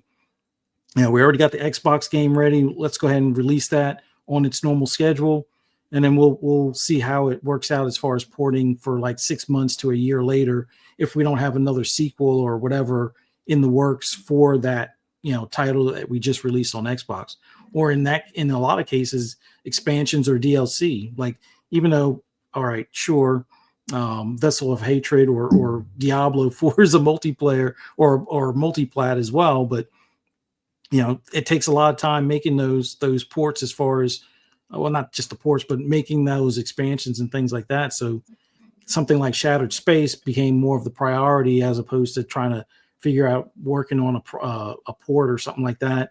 And we might even get that was it Starborn, which, fingers crossed, kind of hoping that's a multiplayer version of Starfield, but we'll see how that goes. But that's one of those they would probably say, you know what, it probably makes more sense to put that over there, where it's almost like a Elder Scrolls Online kind of thing, but for Starfield. But PlayStation have at it. We can monetize them by selling spacesuits and spaceships and things like that. Xbox players will love it because they can now play with their friends in that same universe, and we can bring it to PlayStation without it, taken away from Starfield, the main story quest that was just on Xbox type of thing. So I'm liking the fact that they're just doing like what they've said all along, case by case. Look at it, see if it makes sense, and look at where the studios are as far as what is easier or more streamlined for them. Last thing you want to do is have them burdened down with making a port, as opposed to having the team work on the next game or the next DLC or whatever the case may be for games that they already have worked on. So yeah, I agree, because the other thing that I was thinking about is, when you think about this case by case scenario, you have to imagine they look at it and they look and say, okay, well, like Halo, Gears, I know Forza is one that's been rumored as well, but it's like you got to look at it and like, or I imagine that they look at it and say, okay, well, like these games, we've had these games forever, right? Like Halo's been here for a long time, and I think you look at some of these things and they may look at it like, if they wanted to play these games, like they probably over the years would have gotten an Xbox. You know what I'm saying? At some point in time or in history, if they really wanted to try these games, they would have bought it, right? And as much as I think obviously if those games were over there, they would lose their minds, and like people would definitely want to pick it up. I just don't know that they would look at that and be like, "Oh yeah, this is going to be a hit over there." Like I don't know if they would be hits. Well, and then you're compromise. You're really risking a lot by going ahead and taking a game like that and putting it on a different platform, on a competitor's platform, right? But I think the tricky thing is with these studios, right, that are used to putting their games everywhere, or to take the game kind of like away, or if they have the mentality that they're going to go ahead and they're used to making these games for other platforms, to kind of change that is where it's tricky. So what can they do to still have it be special for us, where we're having our games in Game Pass? That's another thing that they have to take into account. Game Pass, right? As it grows and they have more players in there, yes, that's amazing, but every game is going in there. So you may have to recoup the cost somewhere else, right? With certain games that the expectations are just either higher or cost too much to make. That's just what you're going to have to do. And unfortunately, it's not a layout that they can say, well, listen, guys, just for your peace of mind, because you get caught up in the situations when you hear the news and so attached to the idea that this was scooped up just for your platform, right? They can't sit here and say, this is how we're doing these things, this is how it's going to happen.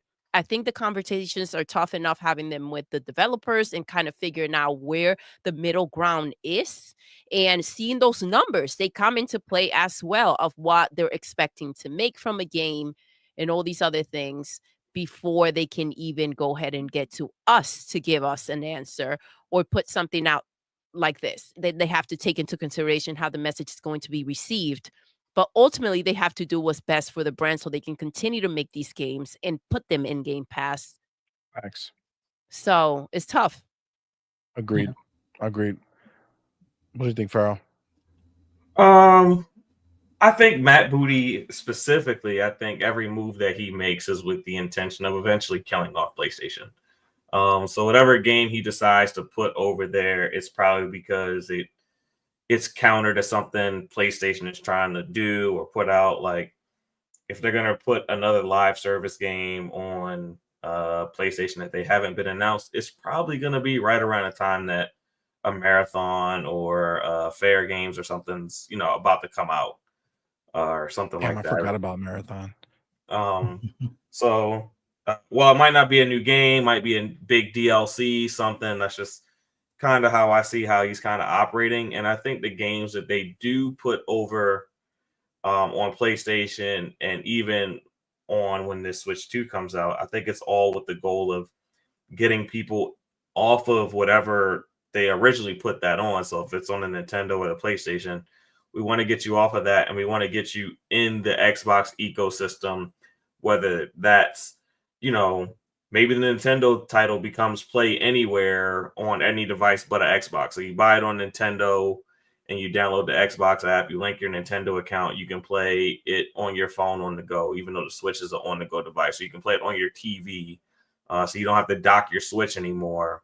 As long as I kind of see them going kind of in those directions to where, yes, it's on your PlayStation right now. Yes, it's on your Nintendo right now. But I think what Xbox's ultimate goal is let's get you in an Xbox game and then let's actually move you into the Xbox ecosystem on whatever devices you currently have. We're not necessarily trying to get you to buy an Xbox. So that's kind of what I think they're doing. So I think they'll release a game here or there, but the whole point of that game is just to slowly move you over to a different device that isn't a PlayStation or Nintendo. Yeah. Well, you brought up a great point. What did we see in those emails, right? Matt Booty said, let's spend them out of business. Mhm. You don't just wake up and have those feelings go away, right? Yeah. This comes That was his from a personal. This is That was his exactly- personal feeling. That wasn't like a exactly. company mandate. He was Yeah. like, "Let's fucking do it, bro. Yep. Let's do it. We can do it. Let's do it." Let's finish them. This wasn't a how do we just grow, right? How do we what studios can we buy? This is a let's go ahead and use that money and get those things in check, but let's spend them out. We want them out of business. That comes with some resentment in there as well from all the bull crap that they've had to deal with probably. And the media doesn't understand that as much as they go out there and they do all this nonsense and Phil play like, he's out there, nice guy, very genuine, but you don't forget the crap that takes place, right? And you get sick of the nonsense and the treatment that PlayStation gets versus Xbox and everything they try to do to go ahead and do right by everyone. And the way that they get criticized and slander is it just isn't right. And they've been dealing with that for quite a long time. So, and listen, the fact that these gallopers sit there and celebrate Indiana Jones or, having Call of Duty on their platform or getting, what was the other? Oh, being pirates, right?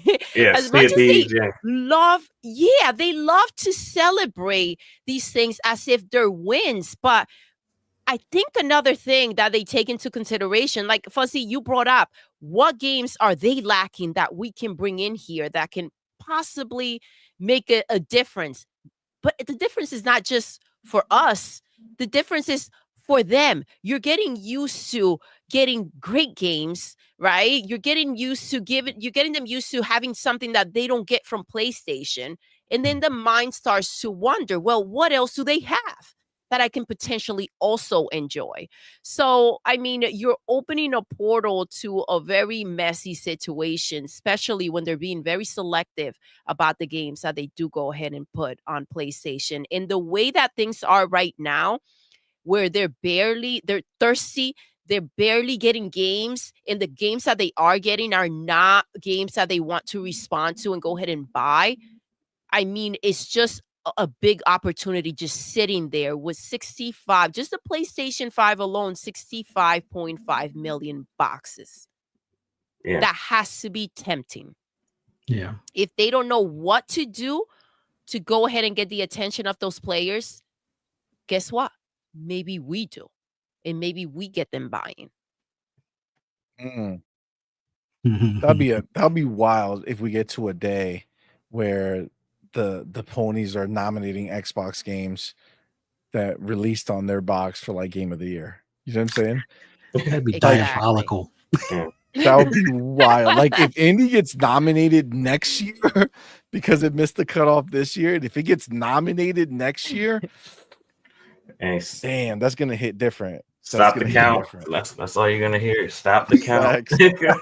I mean, but this honestly, this all leads to a world where, again, like I don't think PlayStation leaving the industry as a whole is a thing.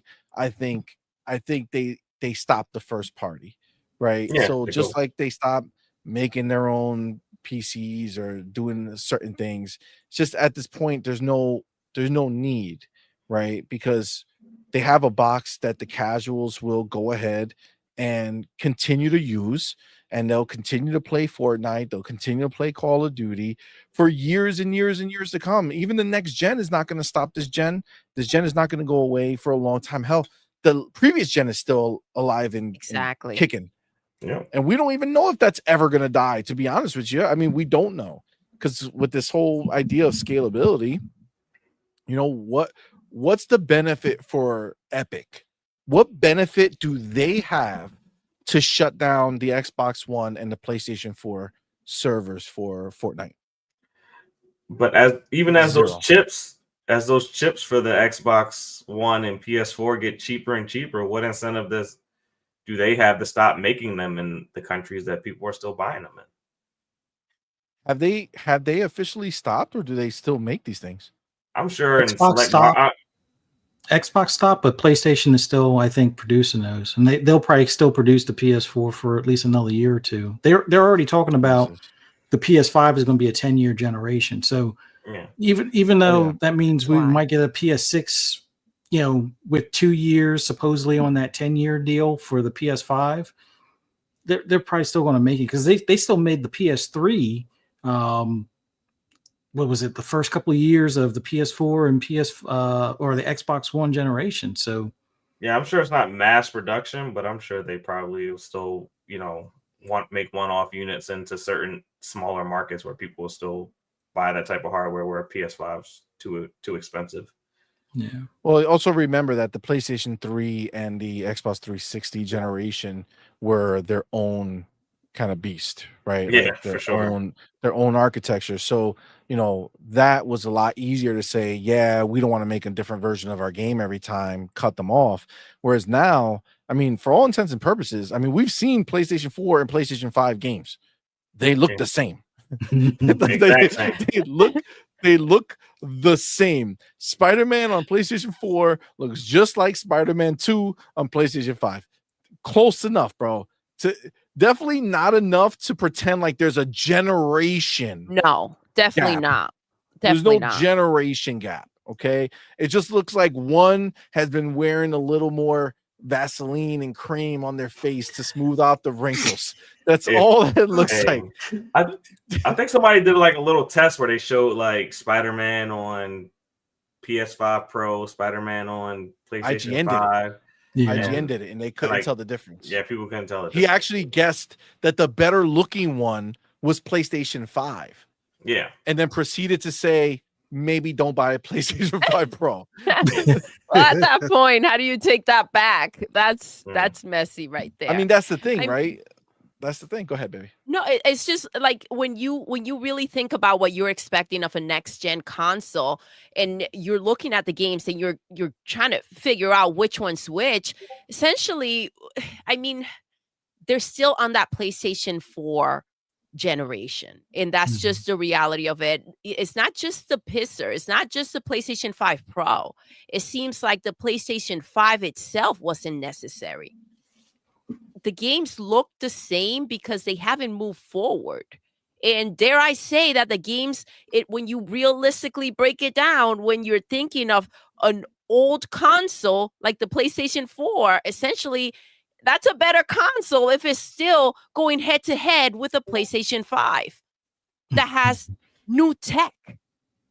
Dude, it's literally like, you know, understand when we say PlayStation 4, right?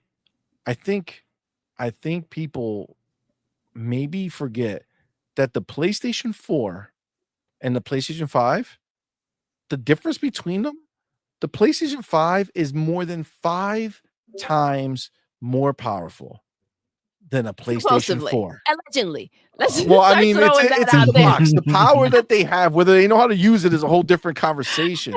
Apparently, they don't. But it's 5 times more powerful. The damn games don't look 1 time better. Not even one. Like it doesn't. Like literally, you literally need Digital Foundry to tell you the difference in these games. Yep. Like that's a paused problem. it. We started Zoom counting in. pixels. Check this out. Yeah. And it's like, no. I'm going to pause it and hold on. I'm going to pause it and point exactly where you have to look, because pausing it doesn't help you, right? If you pause both next to each other, you'll just be looking at both pictures like, I don't see it. what am I looking at? Can And you then show me? they have to come out. This Please? motherfucker got that presenter stick, like a little tiny woman that whoosh, bam, exhibit A. You see this edge? Bam. It's a little less square here. You see that? You see that? That's kind All it's gonna cost you is $700 and your respect. And your respect. Can you read these letters on the side of this building? You On this can't, building- but you can read them less on the PlayStation 4. On this building, that those letters are not part of the script. We don't care if you can read them. You don't need to know what's there. Okay, you don't need to know what's in that building because it doesn't matter. It's set dressing. Come on, man. We do have we have our boy PayPal LLC. What's up, man? What's Thank you for up? being here. Thank you for Thank that $5 you, super love. chat. Says anybody who purchased the pisser, there is no refunds. Claims of the 4090 were false and you fell for it. Please call 1-800-BENDALE for further assistance. They gotcha. Oh my god. Damn. That was Wow. awesome. Wow. Damn, yo. You know it's Everybody rough. looking at their phone right now, like 1-800-PENDALE. just call. You never know what type of assistance you might get. Never know. You never know. It's probably you're gonna get more from it than you will out of the pisser. I can tell you that much. True. Oh my god. Yeah, man. it's a problem. It's a problem. But it's their problem. It's a problem they created. Nobody tell them nor told them to be so doo-doo. Do you know what I'm saying? Like I don't know how else to say it. And what gets me is these ponies in the comments, right? You do a tweet out there that you just don't think anything of because at this point you assume that facts have been accepted, right? Like just factual thing. information has been accepted. But then they come out and they say the stupidest stuff ever in these comments. Like they're just ridiculous. Land. They're still there. Like they think that anybody holds the game awards at some high esteem. Like, oh my god, the game awards. Wow, this is such prestige. No, they're a bunch of drunk ponies who got together, threw in some random games and say, let's nominate those. Okay, I mean, that's what they are. This is Did all y'all it watch- is. It did means y'all nothing. watch the Go Game ahead. Awards last year? Oh yeah, we're Yes. gonna watch it this year. It's For so sure. hard to even see who got what award. It goes by so fast. Like how can we Because they care? don't care. They Yeah, don't they- even they- care. There, It's there all might made up. there might be 4 developers that actually get to come on stage and accept an award, and the rest are just like, Off screen. yeah. This person Off won screen, too. And then when they're out there, they're like, get them off the stage. Yeah, everybody wrap it up. It's coming B. out. Yeah, Wrap it up. man. Wrap it up. They started Like, playing how- the music 20 seconds in. We're there for the Time they commercials. get to the stage. They're It's they're not. worse. They're worse than the Super Bowl. Like everyone watches. I was just about to say it's just like like the Super Bowl. it's worse. It's just like the It's- Super Bowl. You're there Like, for people actually the put- new movie trailers. That's what you're there Yeah. for, and the music in the middle, right? Who's Yeah. who's performing? That's who we Oh want to my see. gosh. That was wild. That dance from Alan Wake 2. Oh my god! Yeah, that was little uncomfortable. How much you think they paid him? I mean, to do it had that to be shit? a lot of money to come out there and do that. Like, do you think that was part of his clause when he made the game? They're like, listen, you're gonna dance in the game, okay? But then we're gonna need you to do that crap in real life on the Game Awards. All right, this is what you're gonna do. And he had to sign his life away. That was horrible. That was horrible. Had to be. He wanted to do it. It's a problem. He did. Well, this guy. You know, it's sad because like they can't catch a break, bro. Like, doesn't matter what they make. Like, I don't understand. Like, they have popular, quote unquote, popular IP, but it's not somehow like, what's that? Wow, it's like it completely left my mind right now, the word, because I was looking for it. Cults. So I think these cult classics, these cult classics are they're getting mixed up in our minds, and we forget that by definition the cult classic meant that not many people actually gave a shit about that game. Even though like I loved Alan Wake, and I'm sure and obviously people did, but like it's a cult classic. I mean, not a lot of people did, and I think they learned the hard way with Alan Wake 2 that as much as it's a phenomenal game, they just can't do it. They can't. Well, they shot themselves in the foot with the whole Epic Store thing. Like, I get it. If you're using the Unreal Engine and everything, it makes sense to make a deal with the devil to put it on Epic Store, but Steam is the go-to store. Like, if you're giving the game away for free, put it on Epic. But if you're trying to sell it on Steam. It's on Steam now, right? Like a year later or whatever. I don't know if it's reached Steam yet, because I've been waiting for it. It's either either on Steam. there or coming on there. I think it's coming soon. I think they announced it. I think was their biggest mistake. I think Alan Wake 2. I think it's on Steam. Yeah, Alan Wake is on there. Yeah, but Alan Wake 2 is the one that's not on Steam yet. Yeah, I know they announced it because they made it a big deal. They're like, it's finally coming. I think they had a year exclusive on Epic. But I mean, but that's the thing, right? Like they're basically in like PlayStation's boat at this point, where it's like, doesn't matter what you make, nobody cares about these games. You know what I'm saying? They just don't. They just don't. They don't. It's wild, but it really just kind of is what it is. And it's hard because it's like you might look at it and be like, oh yeah, but we're gamers and we're in it for the the art of it, and we like these other games, which is cool. Yeah, we do. But it's like the people who play Call of Duty for 43 hours a week are probably more hardcore gamers than most of us actually are when it comes to time spent in a game. And we call them casuals, but in fact they like what they like. And it's like, I bet you all these companies wish that some of those Call of Duty guys just kind of look over, be like, hey, I'll come play your game. They don't want it. They don't want it. You know who they want? They want Xbox's game. That's right. They want Call of Duty every year for eternity. It's just what classic box. Facts. Well, look at X Defiant. It was supposed to be a Call of Duty killer, and it killed itself. So, facts. But then again, Ubisoft is killing themselves as well. So we'll see if Tencent wants to, or if they'll go through with the buyout. But if the Yves or Guillemot family or Yves or whatever his name is doesn't leave, it's a waste of time. For Tencent, they want control. They literally want control. That's why the deal's not done. Because they want somebody to buy them. So they want somebody to give them the money. Make it make sense. Make it make sense. Yeah, but then they want to stay in charge.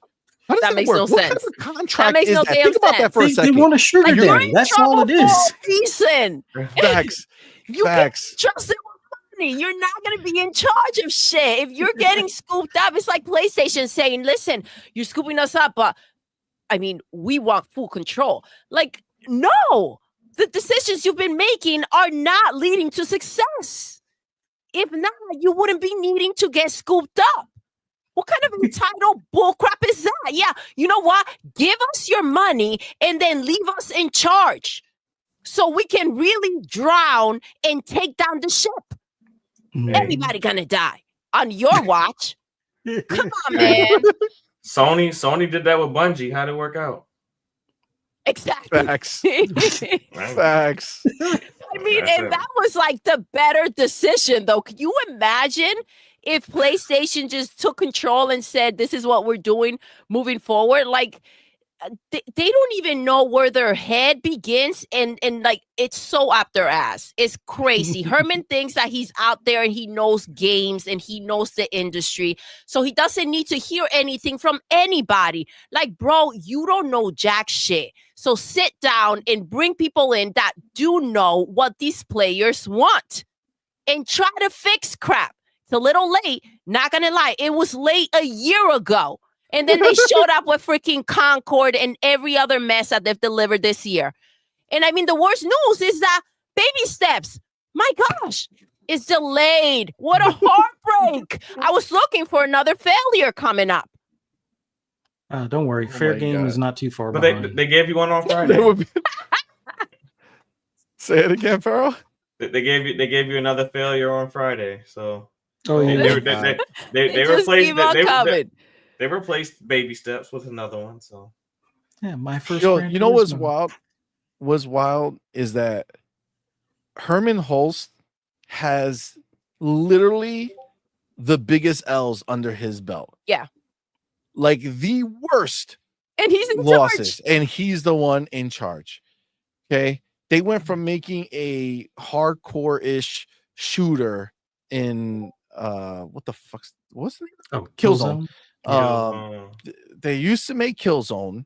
Okay, nobody bought it, and they tried it. First of all, I don't know when any of these people are going to learn. If you ever try to quote unquote kill Xbox or any of its games, you die or you flounder. Everything. They're out there killing it. They're every crazy. killer PlayStation has released has flopped. You know, Lesnar Dragoon was supposed to be the Final Fantasy killer back in the day, and you know, we got a lot of ponies begging for that game, but it's not. You know, they're not remaking it. Nothing. Yeah. Hell, See, when I was a may pony, not make any Drive more Club Final was that Fantasy. game. Yeah. Oh yeah, Drive Club. Oh, it's a Forza killer. And then when it didn't work, like it was delayed a year, and then the online didn't work for like 2 months. And it was broken even beyond the 2 months. Like it was like you would have to wait until somebody would log off before you could log on. And I'm like, this is supposed to be a Forza killer? Okay, so let me check out what Forza is. And that's around when what do you call it? Forza Horizon 2 came out, and it was so much better as far as the open worldness. I was like, you got to realize when you're just doing like imaginary tracks or fictional tracks on Drive Club, and then you go to like a somewhat fictional version of like Spain and France, and you can drive anywhere. That hooked me ever since. So yeah, I think there's only one Forza killer, and Microsoft owns it, and that's Project Gotham.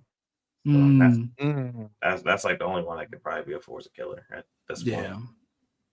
But technically, that would be like Alan Wake, right? Because like Project Gotham was dope, but it didn't sell like Forza sells now. Yeah. Right. Project Gotham 2 was big on Xbox 360, but then once Forza got hot and they had to choose between which one, it was like, you're out of here, Project Gotham. But then Project Gotham kind of ended up becoming Forza Horizon in a sense. Yeah. Yeah, that's the way I always looked at it. I didn't look at Project Gotham being gone as much as it evolved. You know what I'm saying? It was like a Pokemon. You know what I'm saying? Like evolved into its final form, its final evolution. All right. It became Forza Horizon. And Forza Horizon is just a dominant beast. Like that's the problem.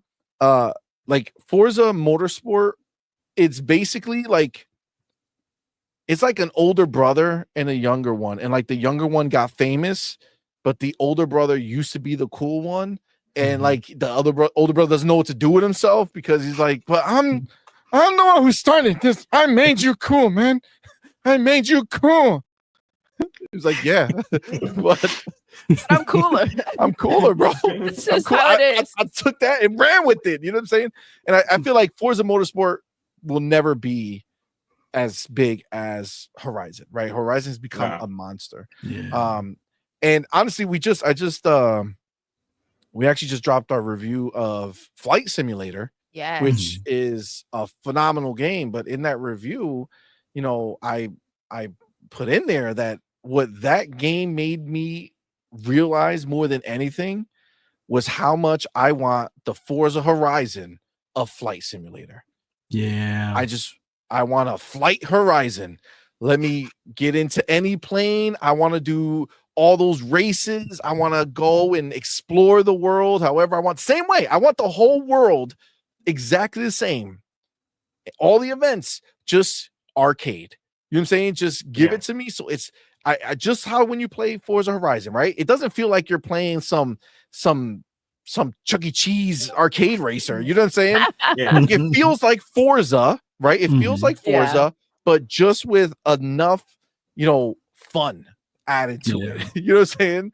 Where you could break through things and you're not gonna, die if you turn too hard. You know what I'm saying? Like it's like it's meant to be fun. And I think they need to do that for Flight Simulator. Give me a Flight Horizon. Like just even let's keep it that way. Let's keep the Horizon like name attached to different things to signify that it's like the arcade version or the fun version. I'm down with that. But it's seriously something that needs to be done, right? Like I think it's done. So like this is something that I think, I don't think that the PlayStation that exists today has any of those types of games. Anything that is important to the wider audience of gamers. See, Xbox has that. No matter how you want to cut it, the fact that they bought it doesn't matter. They own it now, right? So, when I go house shopping and I buy a house for whatever price I buy it, it doesn't matter how long ago somebody else had it or who lived in there, or who built it. It's your house.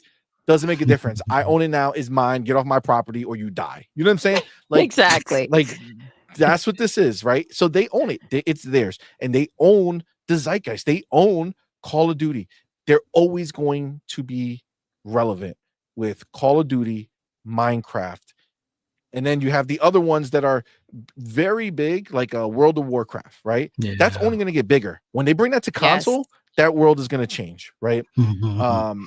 And then even Diablo. like things like Overwatch, Diablo, right? Like they own so many zeitgeist games. And go back to Bethesda, Doom. You go back to Bethesda, you have Fallout, you have Elder Scrolls, right? I mean, those are huge, right? That's a big thing. Xbox owns them all. That's why on this channel we talk so much about the idea of what they're gonna do next.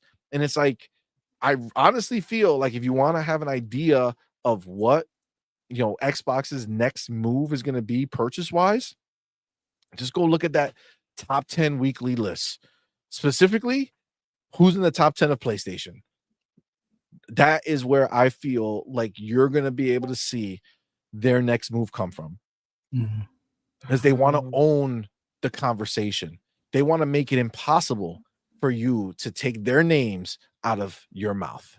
Yeah. Right. Even if you don't mention their name, they own that name. You know what I'm saying? Like they own that name, right? It's like when you have a kid and he's successful. It's like, I made that. You know what I'm saying? I still feel the props. Because I did that, right? Go ahead, Farrell. What'd you say? I was gonna say, is there an Eastern publisher in the top 10 of PlayStation normally? I don't think Final Fantasy 14's up. Genshin Impact. I mean, Genshin Impact is up there, even if it's not in the top 10 per se. It's I know they want an Eastern. I know they're saying they want an Eastern specifically. So I'm just curious, like who's up there? I mean, maybe not the top 10, maybe the top 20. Like I would look at whoever's in the top of the Eastern, right? Like outside of a 10 cent, right? Somebody they can buy. You figure, or that has the potential to be there, right? So like somebody cheap like Sega is is a nothing burger, right? They get it for a few bill and call buy it a day. Sega And just for Atlas. yeah, and that's what I'm saying. Yeah. You get Atlas, and every time they drop their game, you know it's going to rank high, right? Yeah. So it's just For sure. it's like that type of stuff is what's going to, I think, motivate them, right? What's the ones that are going to continuously make us a crap ton of money and take it where we cannot lose and will never be gone, right? Or at least as much as they can foresee it, right? So Call of Duty is one of those things. Honestly, Epic with Fortnite, and Unreal Engine. They're going all in on Unreal Engine. Does it behoove them to own the engine and own Fortnite, right? I mean, that seems like a big win.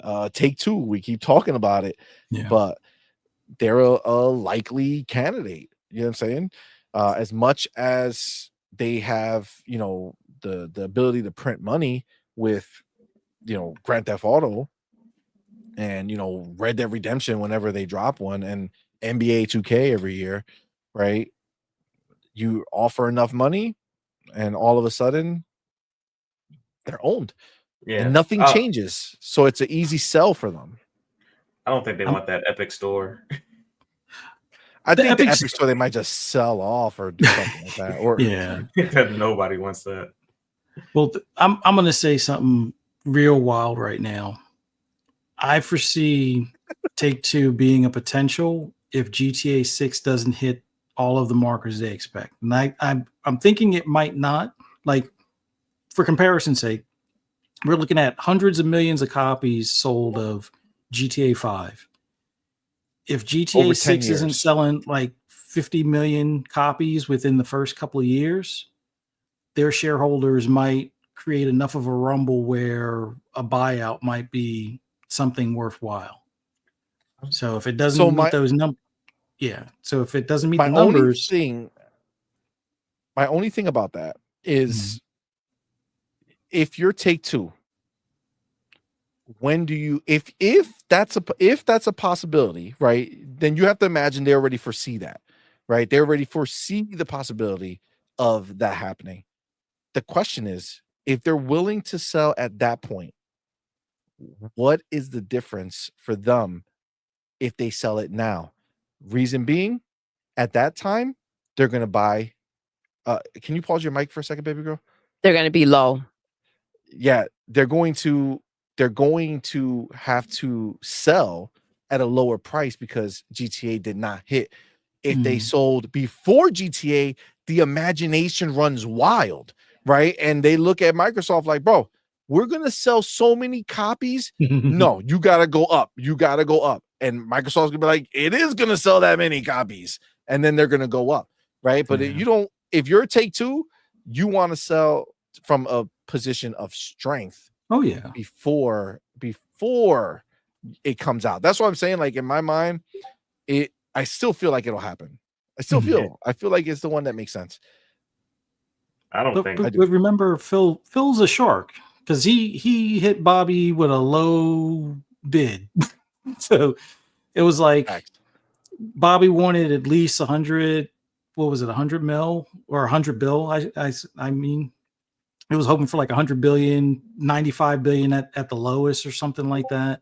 And Phil was like, yeah, we're thinking 60. He was like, man, I was hoping for this. It was like, well, we could do 65 billion or something like that. I think this is what led them getting close to that 70. And that's when they was like, all right, how much is that a share? That's 95 a share. Okay. Yeah, we'll do that. But Bobby was hoping for like 110 to 115 a share. So you undercut them at least $20 a share, which that's significant for something like that. Yeah, but for sure. Again, they were in a desperate spot. But yeah, that's the thing. They were in a real bad pickle. You know what I'm saying? Like they were in a real bad space, and everything was bad. It wasn't just what was going on there. Call of Duty, bro. Call of Duty was in a downward spiral, bro. Like people want to like act as if Call of Duty has been killing it out in these streets, and it's always the biggest game, but that's by default because there's so many people who want to buy it. So even if the minimal amount of those people buy it, it still sells more than everybody else. But this is them taking over is a huge deal. And this is the first game that kind of came out and went into Game Pass, and it's like, this is huge, man. It's doing better than ever, right? We already know this. So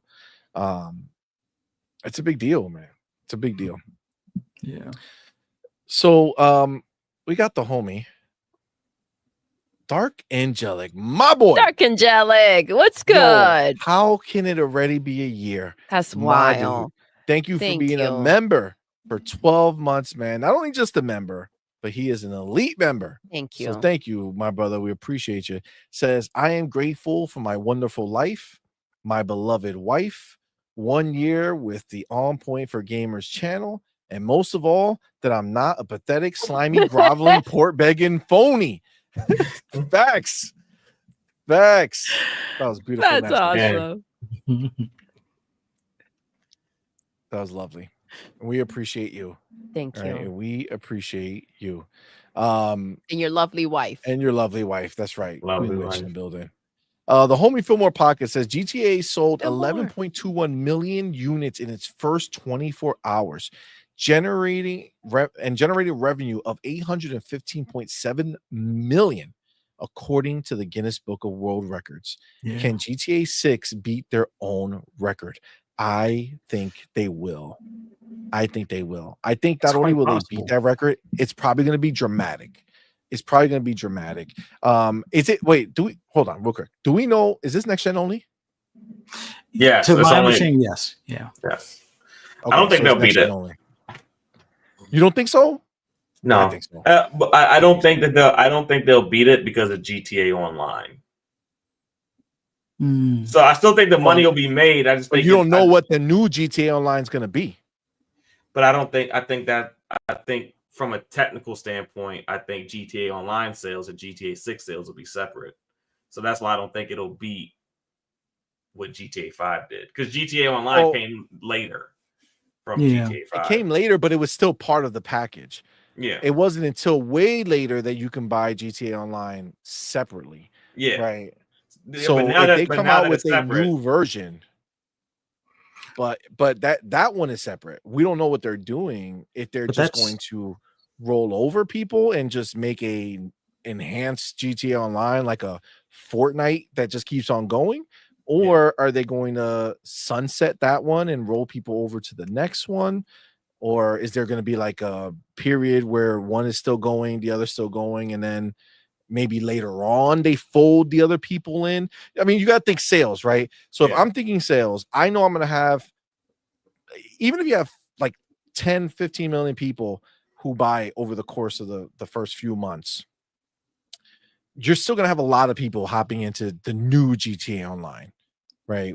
Yeah. Whatever that is. Okay. They're going to hop into that, right?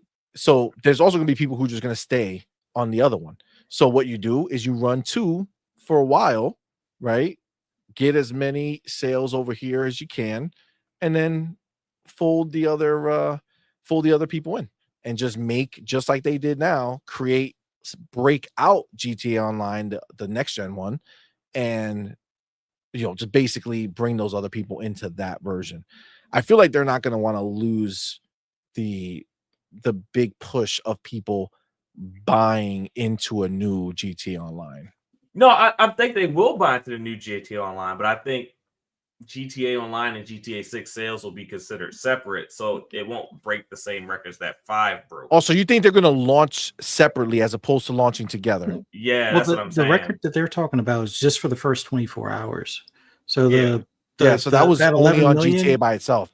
Yeah, GTA 6 versus GTA 5 in the first 24 hours. I think GTA 6 will obliterate that record. Now, at the 2 to 5 year mark, it's a different story. I agree with you, Pharaoh. After we get past like the honeymoon phase, like when they do finally launch like GTA 6 online, I think that's when the numbers start to tail off. I mean, there'll still be a lot of people playing GTA 6 online, but I don't think this will have the legs that GTA 5 online did. Like that's just a weird gut that I have, but we'll see. I don't think they call it GTA 5 online anymore. I think they just call it GTA Online. So being that it's it has its own. It's not considered part of the number anymore. Like it's just its own thing. Like here's it's all together. Like this is GTA Online. Like that. Like I still think they get the money. I just think the numbered one won't just break what 5 did, because 5 was the online was included at first. Everything was included. It was all a part of 5. So all the records that 5 had is going to be harder. You know, even though it was delivered later, it was still a part of the package. Yeah, so that's why I think it's just going to kind of hurt the perception, I guess, not the actual sales. Yeah. Listen, it's very anticipated, but it's also like it's been so long, different times. So we'll see how this plays out. I can see it both ways. So agreed. I have the homie Mac 22 TH 22nd 54. God damn it. 22 TH 54. Thank you for being here. It says, CMoney, do you think they're going to make the Bungie mistake and start bolting content that people pay tons of money for? Oh, so you mean like the GTA 5 stuff? So this is the thing. This can get really messy, by the way, if they don't do it. If they don't do it right, you're right. I think it get real crazy. I think, honestly, for me, I think start vaulting content that people pay tons of money for. That would be wild. That'd be wild. I don't think so. People will lose their ish. Yeah, so I think that they're going to keep GTA Online that's existing right now. That's going to stay running. I think there'll be a new GTA Online that launches with GTA 6. Maybe not right away. I think they'll do the same thing where they'll give it like, a couple weeks or a month or whatever they want to do, and then make it where they are now playing a separate GTA Online. And then I think eventually they'll break it away the same way they did the other one and merge those two games. And I think that that'll keep what you bought before, but then, the new stuff is just going to be more intriguing. So you think they're going to merge the two online games? I think eventually they will. I think what they need to do is something that kind of like closes off if you didn't pay, like kind of like an upgrade, right? Here we go with with 6, right? And it's just kind of like locked out, and you have access to it if you went ahead and bought GTA 6, right? When it opens up. I think that will be the more seamless way to do it. Anything where you take anything away from the players, and to Farah's point, people are really comfortable with GTA Online from GTA 5, right? To kind of move them from there is going to be a messy situation. If you go ahead and make it a thing where the world kind of expands, that would be the most seamless way to go. Agreed. Fillmore Podcast has a great point here. It says GTA Online better open that airport up to Vice City and let players fly back and forth between the two locations. That would be cool. I mean, that'll be pretty wild. You know what I'm saying? If you go and you live in one area, you have all your stuff over there, and then any once in a while you just want to go cause terror in a new city, just be out. Yeah, your go money visit probably the won't old travel GTA 5. Your money? Like your money from your current city that you're in, like everything that you earned, it probably won't all follow you, because they're still going to need you to grind. Like, no one wants to get into the new GTA and be like the broke guy that's like automatically sucks day one because everyone from so they're probably going to have something where in the new city you kind of still have to have to grind a little bit to build yourself you have up. access, but not to everything, maybe. You can only take $1 million with you. Yes. Can't take any of your properties, maybe one car, but then you can't use the airport or something. Like only one car can ship over some of your clothes, $1 million. They'll find a way, bro. They'll rent you cars. You know what I'm saying? It'll be like really traveling. You go over there, you gotta get like a hotel for like a week, or not your character. You gotta go back every time. You know what I'm saying? You gotta pay to go back and forth. Insurance. Enterprise is gonna be in there. You gotta get that extra insurance. Oh my god, that'll be real wild. That'll be real wild. That'd be dope, though. It would be. It's also an easier way to make even more money. It's just like right there, and it's like, okay, well, let me just upgrade. It'll feel like an upgrade. Damn, that feels like it would be dope. Like if you're a GTA 5 player and you get a notification that says the airport is now open, and for $15 you could buy a lifetime ticket, or $20 you buy a lifetime ticket to go to GTA 6 land, wherever That'll that be is. crazy, but Oh, you it'll be know- nice and smooth. What would be real crazy is if they had a mission where you could smuggle your money into the new city, but if you don't make it, you lose everything. Oh my god. Yeah. Wind up being homeless by the time you get to Oh Vice my City. god. Gosh, do I risk it all? So you can stay rich in would your be city and insane. rebuild in a new city, or you could try to smuggle money over, but if you smuggle it over, you lose it if you get You caught. can lose everything. Gotta Damn. bribe the That would be cops. wild. Like, can we bribe just the, take half Border and see what Patrol. happens? Yeah, you gotta start bribing people to get out. Yo, that's wild. Oh man. That would be awesome. Yeah, that would be Right? cool. It would. And if you're like in GTA 5, you could be like a boss, right? So you could have like this whole empire. So like you could have people working for you, you could have them go do it for you. You know what I'm saying? Like go, Mhm. Yep. go get me out, go smuggle my stuff, spread them cheeks, get on the plane. You know what I'm saying? Bring my stuff over there. I need my diamonds. You know what I'm saying? Oh man. That'd be wild. Oh my god. That's crazy. That's crazy.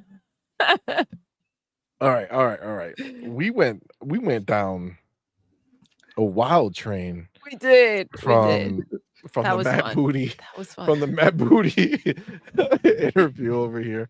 Oh my god. All right. Anything else on the Booty? Mr. Booty. It's gonna be a Before we move on wild to- 25.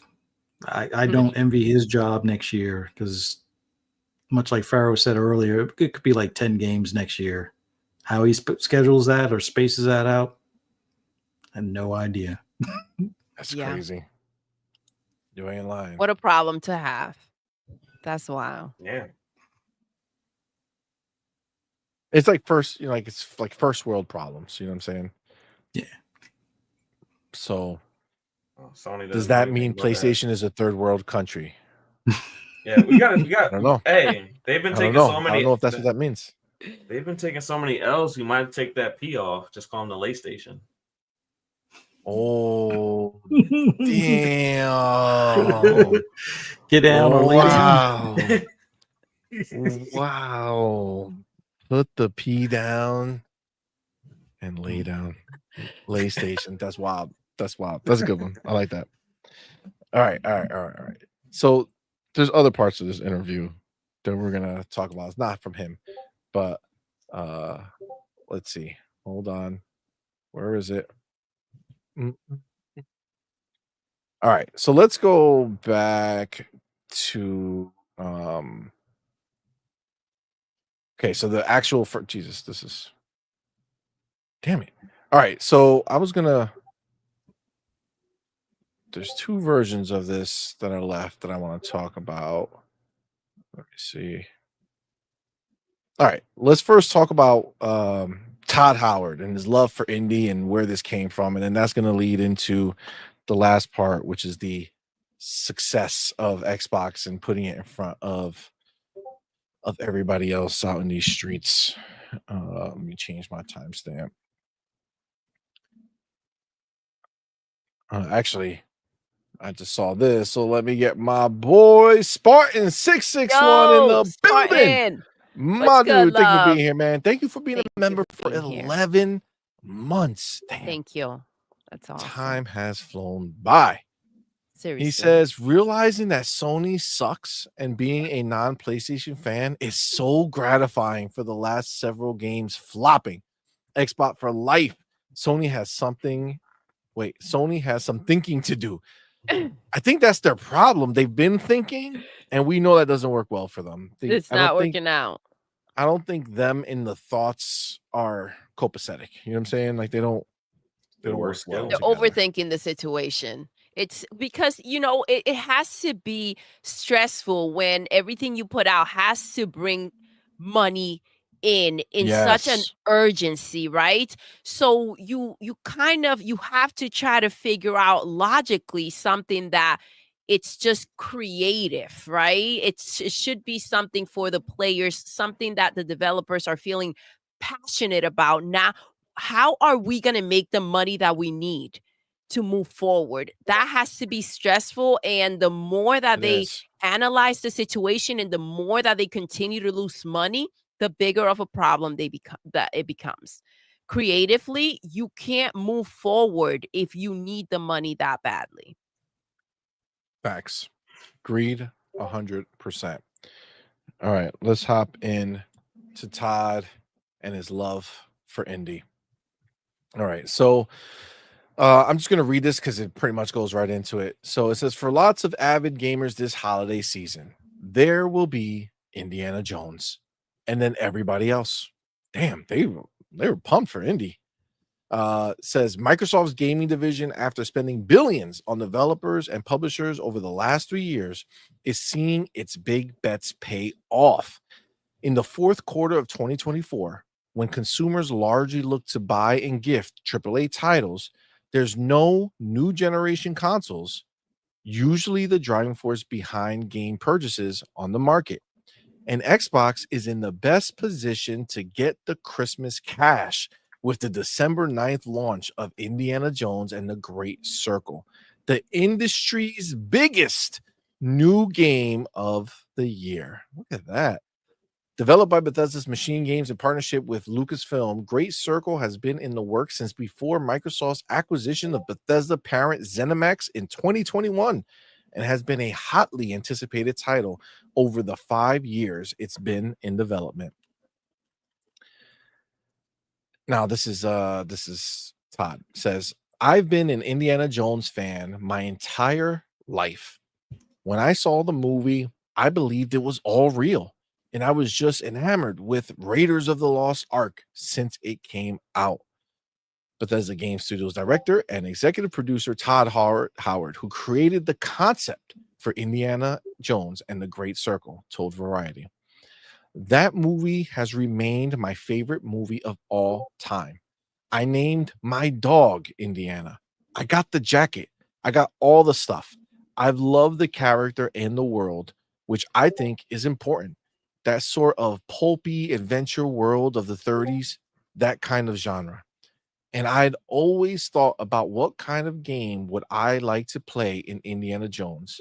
And I also like these mysteries of the world. I stumbled upon this one, which is the Great Circle, which is a thing. I didn't invent it and thought this would be great for an Indiana Jones video game when I read about it and thought about what mystery could lead to. The Great Circle at the center of Howard's indie game is a collection of sites around the world that mysteriously form a perfect circle when connected together on a map. Howard pitched the idea to what was then LucasArts in 2009, and due to complications around who would publish the game, the idea fell through. That's such a stupid reason to let it fall through. I'm going to publish it. No, you're going to publish it. What? Come on, man. Nobody published Nobody published it. So 10 years later, in 2019, Howard's project resurfaced when his friend John Drake, who previously worked as an exec at Sony, moved over to Disney's gaming division and got the Great Circle boulder rolling again with Lucasfilm Games. Man. So a Sony dude helped Xbox get one of its best games ever. Good job, John Drake. Good choice. Good choice. Says now Indiana Jones and the Great Circle is Xbox's highest priority for 2024 and comes on the heels of the October 25th launch of the latest addition to the Activision-produced Call of Duty series, Black Ops 6, which came through Microsoft's massive Activision Blizzard deal that closed last year. Microsoft said Black Ops 6 had the biggest opening weekend of any game in the franchise and has maintained that status over the past month, ranking number 1 in total players, hours played, and total matches. The company didn't release sales figures for Black Ops 6, but said with its release, the Call of Duty franchise has now sold more than 500 million copies. That's wild. Damn. That's wild. The momentum has put Xbox in front of longtime rival PlayStation. Okay. So that is let's stop that there. John Drake was the one who made this kind of all go into play again. John Drake, Nathan Drake. That's wild. But you hear the passion from Todd, right? You hear that passion, and that's what we were talking about. Like, when you want to go ahead and make something like this, you have to have that passion for it and that drive. It can't be, what do you think the numbers are going to be after, right? You have to go ahead and produce the game. And honestly, I think I'm a believer that everything happens for a reason. I think this was the right time to go ahead and deliver a game like this, where it can take advantages of the technology and everything we have nowadays. You and I were talking, CMoney, and is like, this game shows, a lot of people love to say that, we've tapped out with graphics, that there's no AAA games are kind of like dying now, and there's not a space for that. It's just ridiculous. It's just getting started. Like, there's so much more they can do. We're just kind of entering that space, and I'm really excited for it. I'm really excited to see what else can be made after seeing Hellblade and games like Indiana Jones in the Great Circle. It just gives you a thirst for more, and you want to have those passionate people in there to go ahead and really tap into the technology and the stories that can be told with today's technology. Agreed. Yeah. The thing is that, like, again, we have so much still left that can be done with graphics, and we've seen it, man. Like, if you're one of those people who say, "Oh, we don't need to make things look better," come on, man. Indiana Jones, that's not my beep, bro. I don't know who's beeping. That's not our beep. Okay, no, not me. Check your smoke alarm. It can't be me. It's impossible. No, talk to the person. Check your smoke alarm.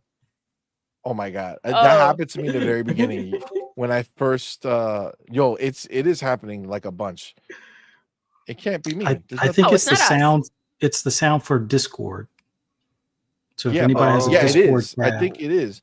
But so you can mute. It's not my Discord. Oh, it's not your Discord. Yeah, it's not my Discord. I'll just make sure mine is. My sound is shut off. I'm muting it myself, but we don't have. Everybody's here, so they're not in Discord right now. So, but yeah, when it comes to that, I mean, dude, like, part of what makes Indiana Jones so special, and it's very similar to what makes Hellblade so special, is its ability to tell you the story without words and without the exaggerated animation to tell a story, to try to convey a feeling, where now it's just all in the nuance of the facial expressions that they make, right? And like, that is something that is can't be understated, how much of a impact it makes in this game. When there's so many cutscenes, it's wild, but there's a lot of cutscenes that take place, but it never feels like, oh my god, another cutscene. I get excited when I got to a cutscene. It was like, oh snap! All right, let's see what else is in this story. Like, what's next, right? Because there was always something worth hearing, always something worth seeing, and they did it fantastically, right? And it's all real time, so this is not like their previous games, like Wolfenstein and stuff like that, where they went ahead and they switched to this, CGI or this pre-calculated thing. This is all real time being done, and it looks beautiful. And again, I can't say it enough. The emotion that is given through the facial animations is again second to only Hellblade. And again, Hellblade has it. And I think that their edge is the fact that it was a much more narrow scope, so they can push that much more into the graphics. Yeah. Whereas Indy is blown wide open, right? The scope is huge. They're not open worlds, but they're huge open areas. There are so many characters in the world. You know what I'm saying? Like they're everywhere. And you would think that it's not. Oh yeah, for sure. Mm-hmm. And you would think that it's not just that it's not just them that looks that good. And when you look, like I remember in one of the scenes, one of the times I was playing, I got into a fight with some dude, and the dude like he came up to me and like his facial animations were crazy. Like he was like, ah! Like he was like, it didn't look weird. It looked like I was fighting a dude, and that's why it was much more satisfying when I beat the crap out of him. You know what I'm saying? Yeah, but they didn't sacrifice anything, right? No. They deliver from all angles in a very high level, right? They didn't go ahead and just focus on Indiana Jones. Every character was like really, really taken care of, like meticulously. And that is fantastic, man, to go ahead and take that type of pride on your work. That's what we need. Agreed. And that's what they did, right? They went ahead and they pushed this game. They worked on this game for a while. They pushed. They did not settle. Honestly, like the trailers didn't tell the story. You know what I'm saying? No. When we were leading up to this, it did not give away anything. Like it was so surface level what they showed us that it's They wild. showed us that they were making an Indiana Jones game. Yeah, right? For like how much depth there is to the game once there's you really get in so there. much. Yeah. There's really so much. It is a new bar that was set for the scale, right? Again, specifically Hellblade is number one when it comes to the graphics, but at this scale, I don't think anything can touch it. Yeah. It's stunning. And remember, this is built-in ray tracing across the board. Both versions, the small little S, the X, everybody has hardware ray tracing. Hardware ray tracing, not software ray tracing, hardware ray tracing. This is a big deal, right? Yeah. They pushed it's 60 FPS, 4K on X, 4K upscaled on the S. They nailed it. They nailed it. And honestly, I hope that this is just the stepping stone, right? I want like the time that that we're at a pretty good place, and even then we would be able to go further, is when even the smallest developer can make a game that looks like Indiana Jones, right? Yeah. When the bootlegged indie developer up to that, then yeah. Yes, when they can produce that level with tiny budget, small group of people making a game, that's when we're almost at the point where you probably don't need better, when they can get there, because that means the big company, the big studios are pushing that much further, and that's huge, and it makes a difference. Now I will say they released the update to the PC version of Indy that is pushing full path tracing, which is that means everything in the game is ray traced 100%. No, there's nothing at all faked. Every light source, everything is ray traced, path traced 100%. And I got to tell you, if you didn't think you needed more than a 4090, I tell you right now, that bitch brought it to its knees. Yeah. To its knees. I literally had to switch to playing at 30 FPS. I was at 60 FPS, ultra everything. Not even ultra. They have like another one, like another level above. That's crazy. Serious or sim. I don't know. Some I forget what it is, but yeah, it's like ultra beyond epic, extreme. and then it's like stupid. Yeah, exactly. It's like the highest one. And with the 4090, I was killing it. 60 FPS, beautiful, stunning. Maybe Supreme. I think it was Supreme. Yeah. But then path tracing came out, and still on Supreme. So everything pushed to the highest level with the 4090, and with using DLSS. Not even yeah, DLSS. Still, I had to lock it at 30. I had to manually lock it because if you went to, you couldn't even, DLS couldn't even save the game because if you did DLSS and pushed higher, it was so variable, like it would not stay, that it made the game ridiculous to play. So I locked it to 30 and I was chilling and it was stunning. All right. But I see Colin Process. I was doing over 120 FPS on Supreme, and I don't even have a 4090. Yeah, not with path tracing. You didn't. That path tracing is crazy. But how beautiful is that game, dude? It's crazy what's there. I need that 5090 like tomorrow. You know what I'm saying? Nvidia needs to make that happen because it's already buckling, bro. And I can only imagine what's to come. That's like next holiday season, right? I hope so. They're hopeful. Well, I'm hoping for spring or by spring of next year, but we'll see what Nvidia says. But those prices, man, I'm not looking forward to it. I'm just not. Listen, I got a few PlayStations to sell. You know what I'm saying? I got a few PlayStations. Got to get rid of these collected over the years. Say no kids, no more PlayStations. Gone. Papa needs a 5090. Oh my god. Oh jeez. But yes. All right. So that's really the beauty of this game, dude. And again, I don't know if you guys read our review, but we were enamored of it. You can tell just from the beginning that Todd really wanted to make this game. And this is actually a conversation we had about this. And I think I forgot that if I skip down lower, there's more stuff that's talked about. So we will. But we were talking about whether or not there should be a sequel to this. Yes. Or oh my gosh. I would love to hear what you guys think. Or should they go back to Wolfenstein? And obviously there's a Wolfenstein 3 that was rumored to already be in the process of being made before the 2019 opportunity came to work on Indy, so they put it on hold. But like,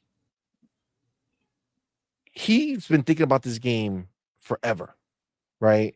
And I think it was the last show, and I said, like, I read somewhere, I forgot who said it was like a dev or something that says, you have a lifetime to think about your first game that you want to make, right? But then after you make that game, you have like months to think about a sequel. You know what I'm saying? Like, what's going to be next from there, right? So now you have to come up with this. You thought this whole time, everything that it was part of you went into that first game, and then it's like, all right, second game, how do we make this happen, right?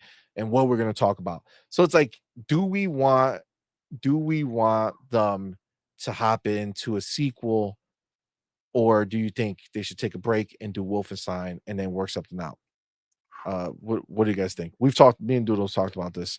What do you guys think? Guess I talked about it a little bit on Friday. I would say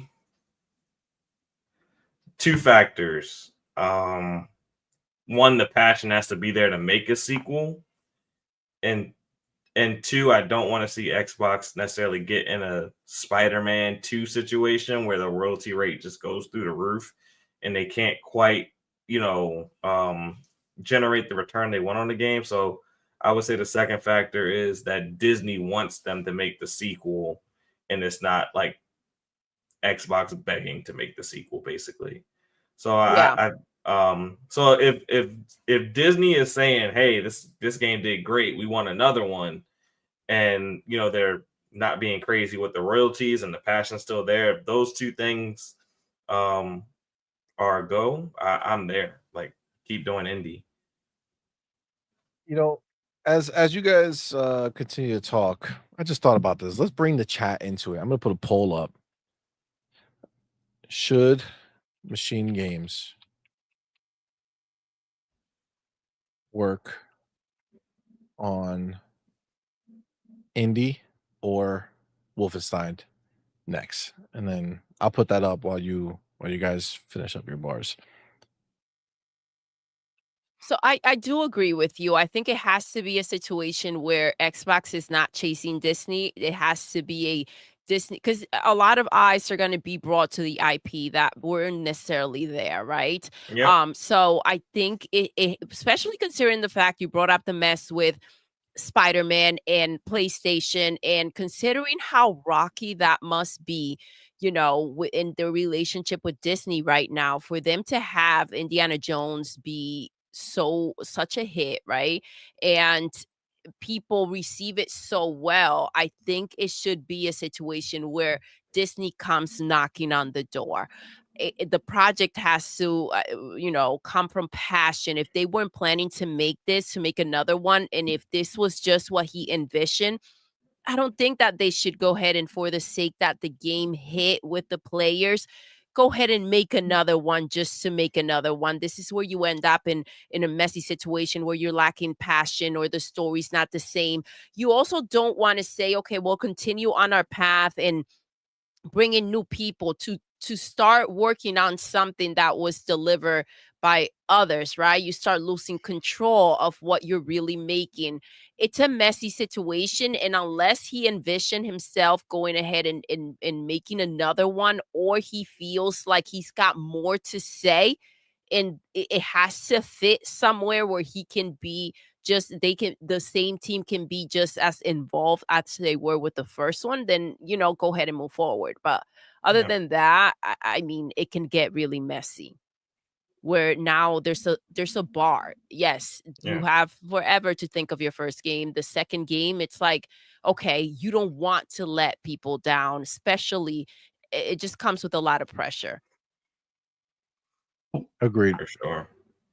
One thing I heard with Machine Games, they have a second team that they're spinning up, so they almost have the ability to possibly work on both of them simultaneously, kind of like the way Playground Games is working on Fable and Forza Horizon 6. Yeah. And they still have the team that's still supporting Forza Horizon 5 with updates and things like that. Indy's going to have that Giants DLC.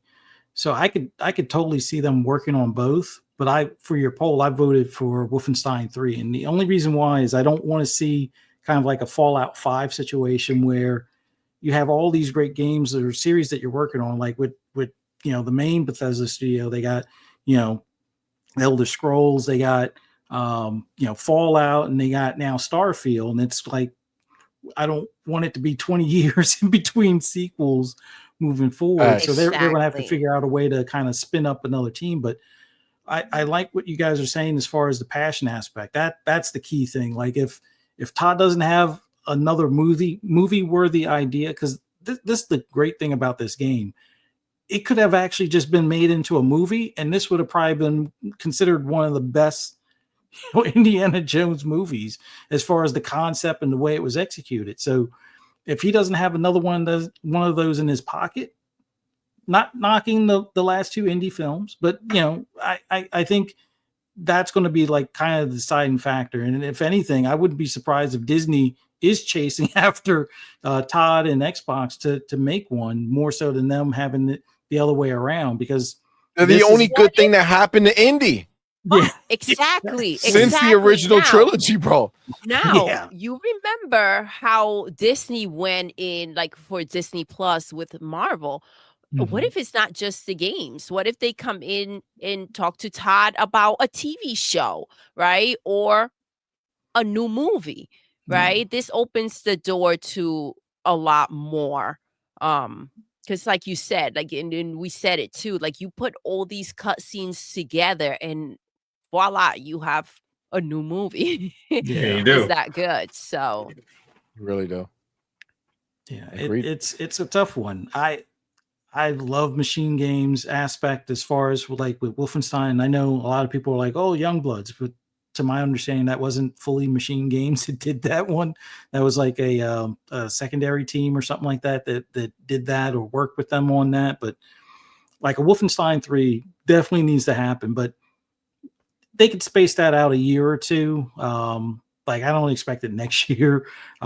Maybe we see the DLC for this Indiana Jones next year, but after that, Wolfenstein 3 would be like perfect timing. And then that gives them enough time to kind of, for Todd to come up with another movie quality level idea for the next game, and then see if they have everything that they need. Like if they can make even more improvements on id Tech from that point forward, or whatever the case may be, I think they have a hit on their hands. And it would suck if they get trapped in like the royalties thing as far as like with Spider-Man. But I think that was more so a what do you call them? Kind of a Sony problem, because Insomniac, if I'm not mistaken, not in California, but they're in California, so the cost of living and the cost of having devs out there goes through the roof. So when you go from 150 mil to 300 mil just to make the sequel, but That's Machine wild. Games is overseas. I think it's a little bit cheaper with not Sweden, but they're like, I thought it was Sweden. Okay, if they're in Sweden, it's definitely cheaper than California. But yeah, it probably won't hurt them that much as far as budget. And I think at this point, when the game will probably be better received than the movie and do better probably financially than the movie, I think Disney is going to probably be at their beckoning call to be like, hey, let's do a fairer share split or something to that nature, just to get another one of these games out to kind of keep Indy in the the zeitgeist kind of thing. So we love the Game Pass. But you bring up such a great point. Do not let go of your plans, right? They cannot stop what they're doing to kind of like, you don't want to wait. Fuzzy, you brought up, I don't want to wait 10 years for a sequel. Exactly. Like, you can't compromise what you already have in the works and how you're planning to move forward because of something unexpected for a chase, right? To go ahead and essentially just kind of follow on this trend that people are gravitating towards. You want to keep it all rounded. You want to keep everything going and continue to deliver in the way that you were planning to. Yeah. Agreed. Agreed. There is more here. It does give a little more insight as well to the game. So it says Great Circle is the first and only Indiana Jones game of this size that Lucasfilm Games has greenlit. In the first-person game set after the events of the 1981 Harrison Ford Raiders of the Lost Ark, players go on stealth missions and engage in grand-scale puzzle solving. All told, Great Circle is packed with more than 3 hours of cinematic quality scenes that play out the larger plot. I'm telling you, bro, just scrap them all together and make that into a real movie. You're good to go. It stars gaming industry legend Troy Baker, the voice of Joel in PlayStation's The Last of Us franchise, as the iconic archaeologist. I gotta tell you, could not tell. If you wouldn't have told me, I didn't know that. I swear I would have thought it was Harrison Ford. He did an awesome job. Yeah, he killed it, bro. He killed it. And he even, I'm pretty sure, if I'm not mistaken, he did the mocap for it too. And even his mannerisms, like everything, he just nailed Indy. Like, he just became Indy. It's crazy. I wonder if he went home and, like, I don't want to say it. I was gonna say, like, fucked his wife as Indy. You know what I'm saying? I don't know. I feel like PG. He watched a lot of indie movies. I'm just saying. I don't know if he just what type of actor is he? Fuzzy. Did he go home and watch a lot of the movies, or like, I don't know? I'm just saying. Oh my gosh! I can imagine him bringing the fedora into the bedroom, be like, "So whip the fedora." Trey, how do you get into character? Well, Robert Downey stays in character the entire time. He tries to go for every movie. So just Leonardo imagine that DiCaprio with does the same thing. Imagine that with Tropic Thunder. That's wild. There you go. Great movie.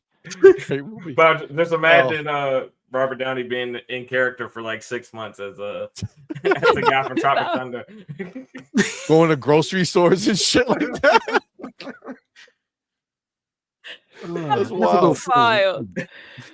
That's wild. All right. So it says you really get to inhabit the world of Indiana Jones coming at the end of the year, going into the holidays, says Matt Booty. Microsoft president of game content and studios, compared with the rapid fire multiplayer action of Black Ops, the indie title is a more thoughtful adventure game, which Booty says is well suited to the holiday break when people have more time on their hands. In Exactly. true indie fashion, Howard says, well, actually, that's a great thing, real quick. You just said exactly, baby, because we had talked about this beforehand, and it was like this made sense to us to put it at the end of the year to Yes. capture like that holiday audience, right? Yes, absolutely. People are going to be going on vacation soon, having that time off, and it's like you want something fresh and new to play, not something that's older during that time, right? So I Yeah. think that And they he it's said good. this is perfect for that time. You go, you explore. It's like there's so much to this game. It's perfect. It's perfect. So this gives me hope that the fact that they're going to go ahead and have a December game, because this is like just fantastic to go ahead and close off the year like this. This hearing this, it's kind of like, okay, this is the thing, right? Like the direct, like we were saying earlier. So I'll take this as confirmation. Facts. you know? Agreed. Agreed. Continuing, it says, in true indie fashion, Howard says Great Circle kicks off with an impressive set piece. I wish we can spoil it. I would just say, if you're an Indiana Jones fan, it's the opening you've wanted. I couldn't agree more. And I'm not even that big of an Indiana Jones fan. And I loved it. It was perfect. But from there, the title, which is packed with nods to the overall franchise, including a reference to Disneyland's Indiana Jones Adventure Ride, takes its time. The game is pretty slow in its pacing because it's an adventure game first and foremost, so we don't rely so much on action. To be clear, it doesn't rely on action, but there's sure as shit a bunch of action in this game, and it's done at a very high level. Yeah. It says, and I think we have a pacing where these cinematics really fit well into that. Machine Games executive producer and Great Circle director Jerk Gustafsson said the game takes place between Raiders of the Lost Ark and The Last Crusade, so in that timeline. And we specifically looked at Raiders because the character differs a little bit between the movies. What defines him in the game is his obsession with his work, exploring the past and uncovering history. This led him to where Raiders of the Lost Ark ends and where the Great Circle starts. And I think that's been one of those key components that we have been working on for the character. As for who would voice the character, with 82-year-old Indiana Jones star Ford not having been considered an option, given the large age difference between present day him and the young Dr. Jones in Raiders, Lucasfilm had final say when it came to casting Baker. Ooh, so Lucas was the one who chose. That must feel really good for Troy. Mhm. You know what I'm saying? He's like, you didn't pick Absolutely. me. Lucasfilm picked me. I'm the king here. Maybe that's a little dramatic. Maybe that'd be A a bit little much. bit, but that's all right. Says that's the place where we probably have the most input on these games. Lucasfilm Games Vice President and General Manager Douglas Riley said, we don't tell the teams how to run development. We don't tell them how to run their day-to-day of the business. But when it comes to what touches the IPs, we are very much involved in making sure it looks, feels, sounds like Indiana Jones.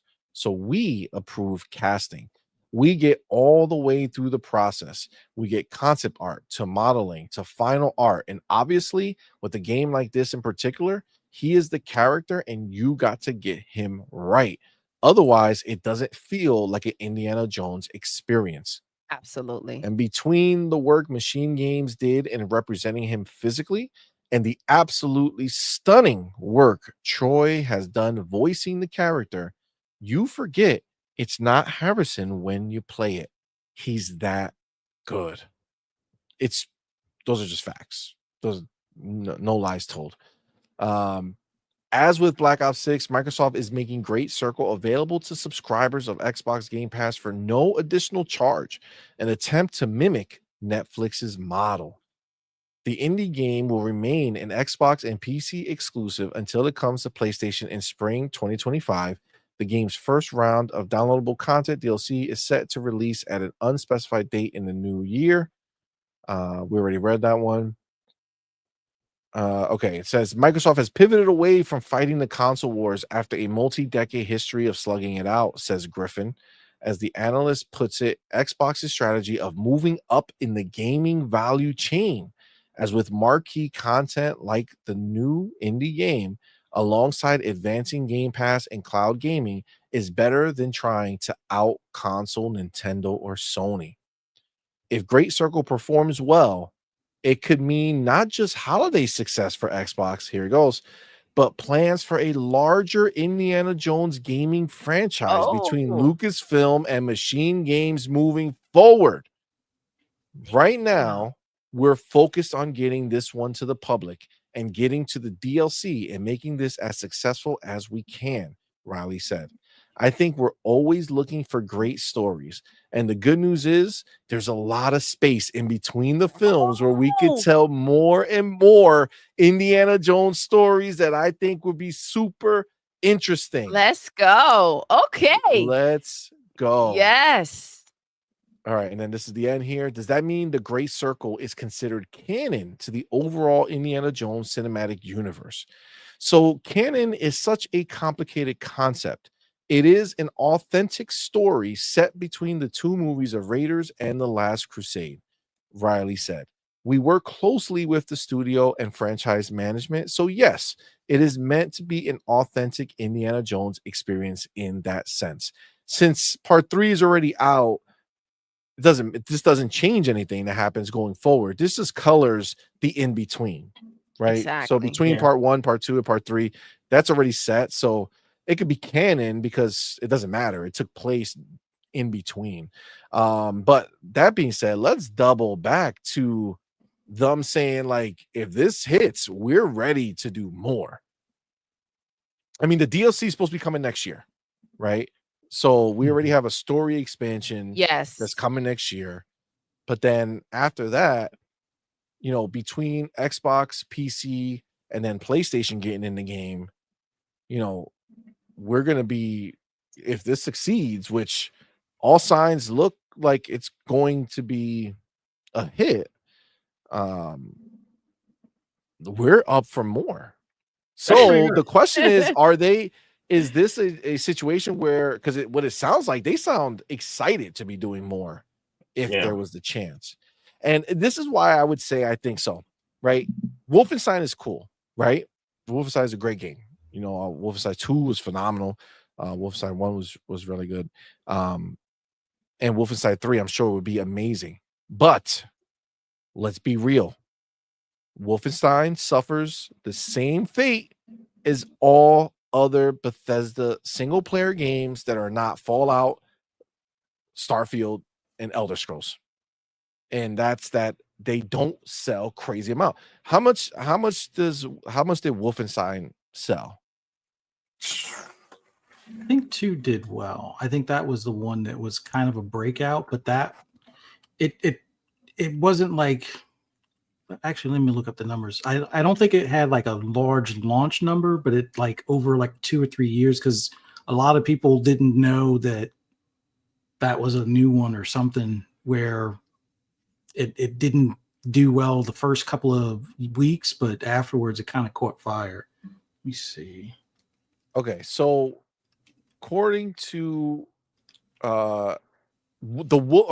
according to this here on this website that I'm at, says the Wolfenstein sales reached over the Wolfenstein series sales reached over 5.24 million copies.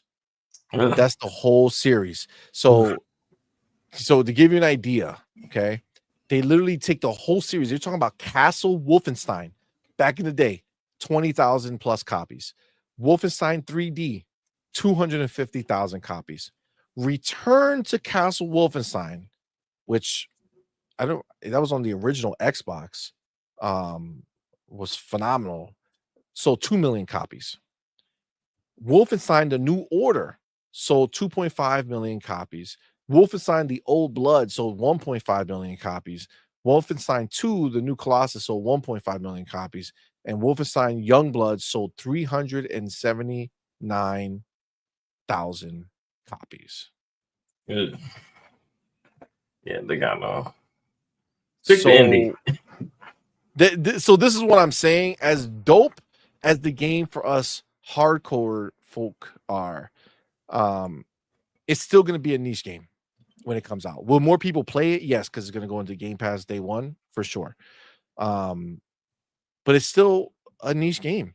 And I think that they are probably really excited about the fact that they're making a game that for the most part, the world is excited about, right? Whether or not they're buying it is a different situation. But at the same time, you know, they get that kind of prestige. Yeah. You know what I'm saying? That comes with it. Like, I feel like, honestly, I feel like this has officially leveled up machine games. You know, a while ago, I had said that I believe right now, and this is at the time, this is before all these games hit, right? While we were still in the waiting phase for like Hellblade and all these games to come out, I felt, and I still feel, that every single developer right now who's making a game for Xbox has the potential for this game to be the game that takes them to the next level, right? Where you look at a developer and say, oh, they made that game, they're at this tier, right? And I feel like Wolfenstein was always a great game that got people, you know, that knew about it, like were in the know, they really liked it, right? But again, not many people bought that game. So you go ahead and you look at the fact that now, even if people don't buy the game, they know of the game, right? Indiana Jones is going to be known, right? It's going to be known everywhere. And the fact is that it's a phenomenal game. So they now are getting not only the recognition from the hardcore people, but from like that zeitgeist audience, right? Like from the people who know Indiana Jones is going to be known as a better Indiana Jones than the movies that have released, you know, in the last God knows how long. I don't even remember when I don't know what year part 3 dropped of Indy, like the original trilogy. But in that long, right? Like in that long it's been. And I feel like this is their game, and they nailed it. They nailed it. And they are in that level now. They've leveled up as a studio. You're going to look at the next Machine Games as something that is going to be phenomenal. You're not going to sit there and wonder, hey, are they going to do a good job? They're going to nail it. And we know that, and we're excited for it. I feel the same way still about all the other studios making their games. I think Compulsion is set to blow up after South of Midnight. I think they're going to do a phenomenal job, and that game is going to launch them into the stratosphere of just top tier developers, right? And again, you look at that across the board. Think about any other game that's being made right now in these studios. Like it happens to Ninja Theory, right? Yes. Hellblade 2, best thing they ever made, and it's phenomenal, right? It's just phenomenal. It's going to be something that you can always go back to and have an amazing experience with. And that has, again, that game did it. It took them to that next level where they were always like that indie darling, right?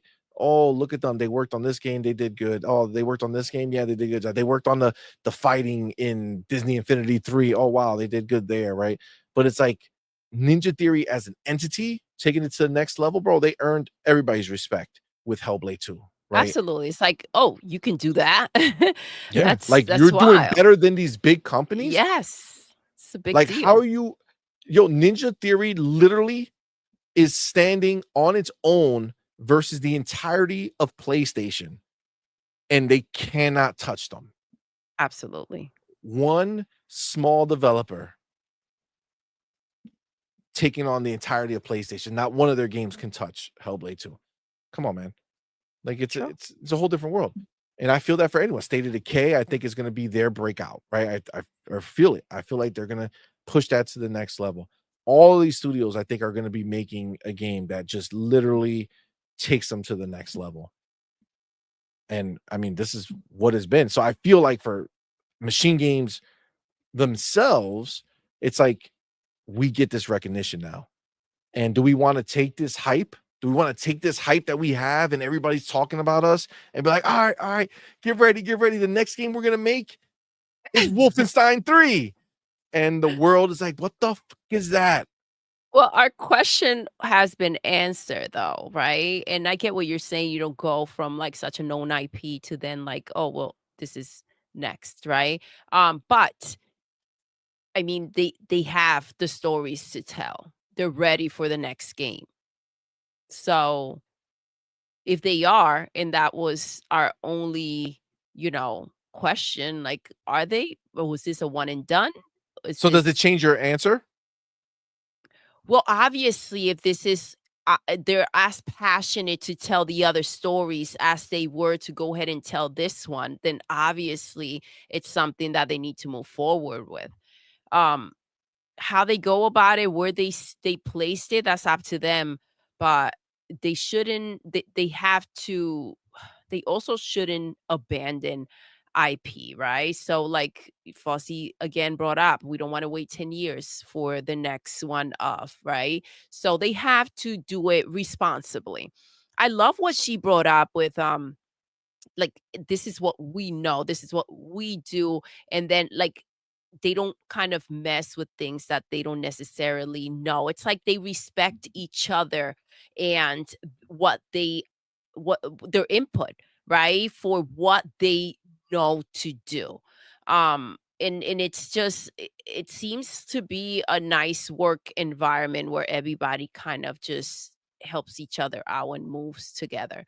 And I think that's the difference. And I think that this is why all these studios are delivering their best work yet. And I think that that's how they're going to come in with all these games coming out. Like this is my best work yet, and that's very telling, right? Of what Xbox is doing themselves to go ahead and have these studios operate in that way.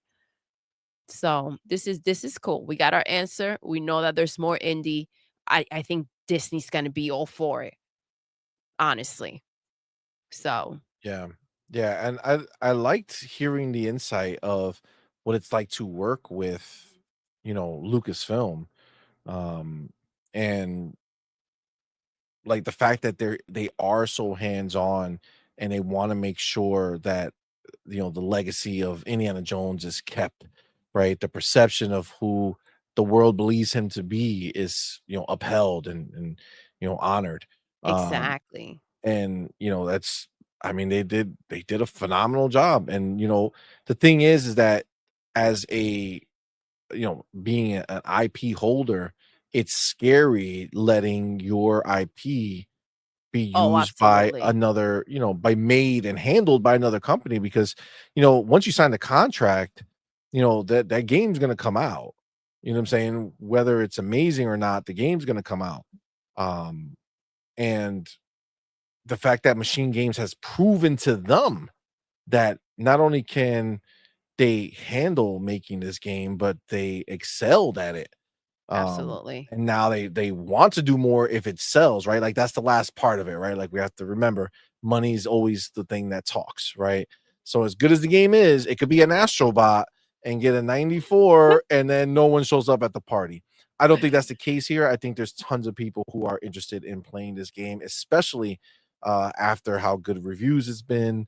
That those ponies are sitting there staring at the window, just waiting for spring to come, Oh, right? absolutely. Just You kidding me? They're so ready. So this brings up the question. Do you think a game like this, we know that the Switch is coming in with more power. We talked about Call of Duty being on Switch. Indiana Jones? you gotta drop it on Switch. I think Black Ops 6 and Indiana Jones are at the reveal. Like when Nintendo Switch 2 is Oh, gotcha, revealed, gotcha. With the reveal. Yes, when they yes. reveal it and not if they're only showing their stuff, but when they reveal and they're showing like their partner games, like the games coming from other places, Call of Duty, Indiana Jones, I think will be in that reveal. Is the game going to come out right away? I don't think they have Indiana Jones ready for the Switch. I think Call of Duty is pretty close to, Ready to being go. ready to But go. yeah, I get that. Um Yeah, that's gonna need more time. but I think Indy will have more time. Is it going to be ready by the time PlayStation version comes out?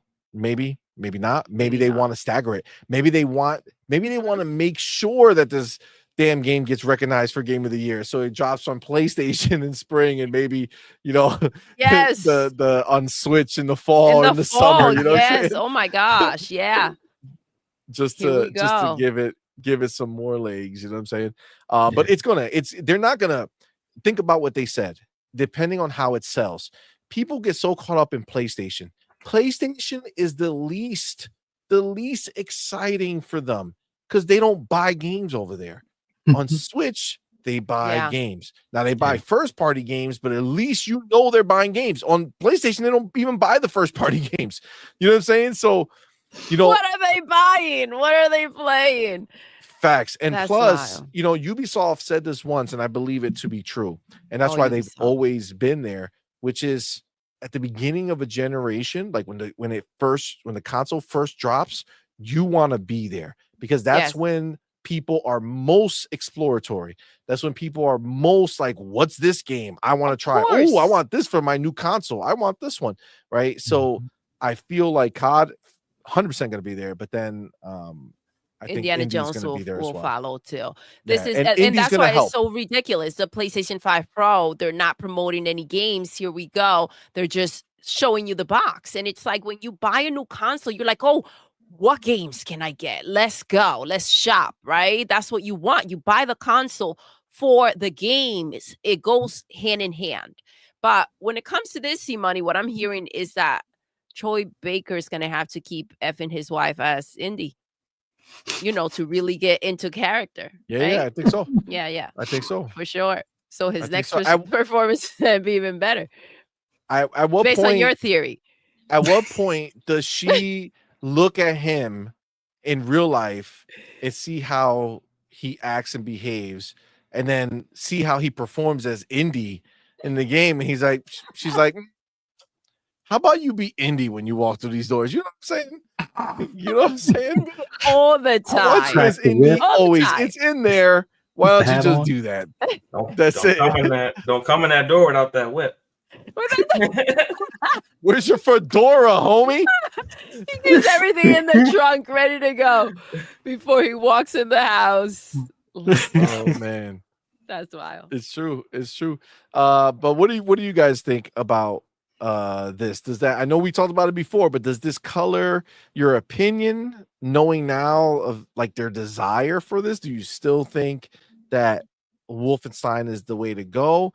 Or to your point, Fuzzy, you had mentioned the idea that they're spinning up another studio. I mean, this all points to that, right? Because you're going to have the A team who's like, we made Wolfenstein, that's ours, but we made Indy. So we're going to be taking Indy. Yeah, can go and work on Wolfenstein, right? Mm-hmm. And I think, with oversight, right? They can have a producer that goes over there and, double checks their work or whatever it is. Yeah. But I think that in this scenario, if this is a hit, which we think is going to be, again, it's coming everywhere, right? So PlayStation, Switch, it's going to happen. So they're going to do this. Do they spin up a new studio? Let anybody who wants to work on Indy, and then everybody else can go work on the other game. And you can even make it where it's interchangeable. People might get tired working on Indy, they go work on Wolfenstein for a while. People are tired working Wolfenstein, come over, bring those ideas over. What do you guys think? Did reading this change the way you felt about what they do next? It really reinforces it. Hopefully they get that second team spun up so they can do both. Like I think that's the big advantage that Microsoft has these days, where each studio has multiple teams. And if you have multiple teams, people can bounce between the teams and stuff like that, but you can always have two things cooking at the same time without one taken away from the other. And it gives you a lot more leeway where, all right, let's say this one we were scheduling to have ready for this summer. The other team's already got theirs wrapped up. They've already did, the testing, QC, and all that stuff. Let's go ahead and push that one forward. Give the other one, an extra 2 months or extra 6 months, or maybe we hold on to it until next summer or something along those lines. Like that's kind of like the way Xbox is rolling right now. Like as polished as Indy is right now, it almost feels like they probably had this thing ready like the end of last year, and it was like, you know what, we'll spend this entire next year polishing it or whatnot, because it just feels like they put in more time than I've seen a lot of other studios do for a launch. Like if all your update is path tracing and everything else was working flawlessly, yeah, you had that thing done probably 6 months ago, kind of thing. Yeah.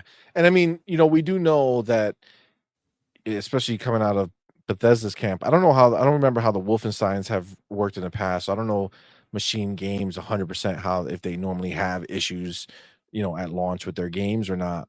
But Todd Howard was working on this one, and we know that Starfield was like the least buggy game they've ever released because they had the extra time to really make it something special. Yes. And I think it's not talked about a lot, but I think Microsoft is allowing these studios to really make something special, right? Again, we talk about all the time, but they haven't missed not once since Redfall. Every game, every genre, they've hit. No matter what they've done, it's always been, and when I say hit, I mean they made a phenomenal game. They didn't make a game that you're like, oh my God, what is this crap? This is not good. What is happening here? No, only the nitpickers and like the people who are just being disingenuous come to those conclusions. Everything they've made has been top tier, high quality products. And the fact is that it's because they have more time. And look at Avowed. They could have made that game come out when it was supposed to come out. But they said, why? This game is huge. Why not let them have more time to cook, have more time to, make sure it runs great, make sure it looks great, make sure it plays great, right? Let them have more time. We don't need them now. We have so many games coming out. Like, can you imagine if Avowed came out now? What time? Oh my gosh. Yeah, that would be insane. Like, I got to go back to Stalker. I got to go back to some of these games to go finish up. You know what I'm saying? Like, go back and play them. So, like, how there would be no time, dude. There's no time. It's a whole different world. What about you, Farrell? What do you think? Did it change anything on it? Oh, it changed me a lot, because now that kind of tells me that they have a multi-game deal in place as long as each game hits its performance targets. So yeah, go ahead and make some more indie games, and I think it helps Disney just as much as it helps Machine Games, because Indiana Jones has been kind of a dead franchise for a while. So now this may lead them into that reboot of Indiana Jones at some point. So I think it'll be good for both. It'll build up Machine Games brand recognition and prestige, and we'll get some more really good indie games. So I'm all the way for it. Yeah, let's get some more indie. Nice. Yeah, I'm feeling it. I think it's worth it. I love the story. This literally just made me crave another one. Like, I finished that game and I said, oh my God. Well, it's exciting to also hear that, the stories that they want to tell, right? We had lots of conversations about, them missing, the game of the year and the awards, right? Being able to be nominated. And when you hear this and their focus and, to deliver a great game and to make sure that, they have it kind of like all eyes on this game and see how they can push it as much as possible, right? Their focus is on that bag, right? We made a great game. Now we got to go ahead and make that money, because if we make that money, we make another game. And it seems like that is what's on the line with this game. They went ahead and they said, we have a lot more ideas. Well, let's see how people take to it. Let's see how it sells. And then we can go ahead and move forward talking about, the next game that can be made, right? So We said it earlier, as important as, people want to make these awards seem, and, the scores, what it comes down to is, did you deliver a great game and did it make a lot of money? And then everything else is just extra. But you hear it right here with what they're saying. They're trying to go ahead, present the game, get people to take to it, get people to freaking love it and play it. They know they made something phenomenal. They know they got the right actors, which they did, right? So they know they have something special. Will people respond to it? That's what they want to make sure that people do, that people show up for the game so that they can move forward and continue to make more. Agreed. Ours. Okay. Anything else on this before we move on to just the last part of this, which we skipped, but we're gonna get to it. Anything else on this? No, I am curious if this game does well. I mean, really well. How is Disney gonna treat PlayStation with their Like Disney a IP? bitch. There's the answer. Like, why you guys so punk asses? How much you spent on this game? You guys suck, dude. That's what I feel. I feel like that's like the little conversation that they're gonna have on the phone. Like someone's gonna pick up. They're not even gonna say hello. Those words that I just said, exact words, word for word, they say immediately. But listen, that's true. How is this going to change that relationship? It's going to have some sort of effect. So what is going to happen with that moving forward? I think when they see the sales being everywhere instead of just being on one box, I think that's going to change the deals going forward. Can you imagine a world where Disney is like, yeah, you got to put that in Game Pass? I mean, I think that's not even PlayStation's opinion. I think that's going to be Microsoft's deal. And remember this. I thought the PlayStation games, like they're like, hey, you gotta. No, that's what I'm saying. So they like MLB is doing the deal with Xbox. They don't give a crap that Sony's the one who made it. Yeah. Disney's going to be in the same place. Marvel is going to make the deal with Xbox, the same deal they have with Blade going into Game Pass, right? It 100% will happen, and that's what's going to be so funny because Phil don't care. Phil's gangster. You could talk whatever you want about Phil, but he's gangster. He took MLB, put that in Game Pass day one, and it's every year. There's no question. Nobody's wondering if the next MLB is going to be in Game Pass. Everybody knows it'll be day one in Game Pass. They already set the precedent for it. So 100%, I think Spider-Man will be in Game Pass day one, the moment that Xbox that Disney smells the success of a multi-plat version of the games, right? I mean, I think that's just Rocky is gonna call and be like, Disney, you've changed. This is gonna change things for them. That's a good thing, right? Things are not the same no more. That's the way. That's the conversation. I ain't taking your shit no more. That's what happened with freaking Square Enix. They're like Lego. I'm holding Phil's hands now. That's wild. That's wild. All right. Let me let's bounce to the last part of this, and that is the title, right? The title being the Xbox is in the lead. How did this happen? Because Call of Duty Indiana Jones is putting them in that position. There is a statement here. Holy crap. Is it loading? What took place? Okay, there we go. Where is the statement? I think it's down, right? Yeah, it's down. Okay, hold on.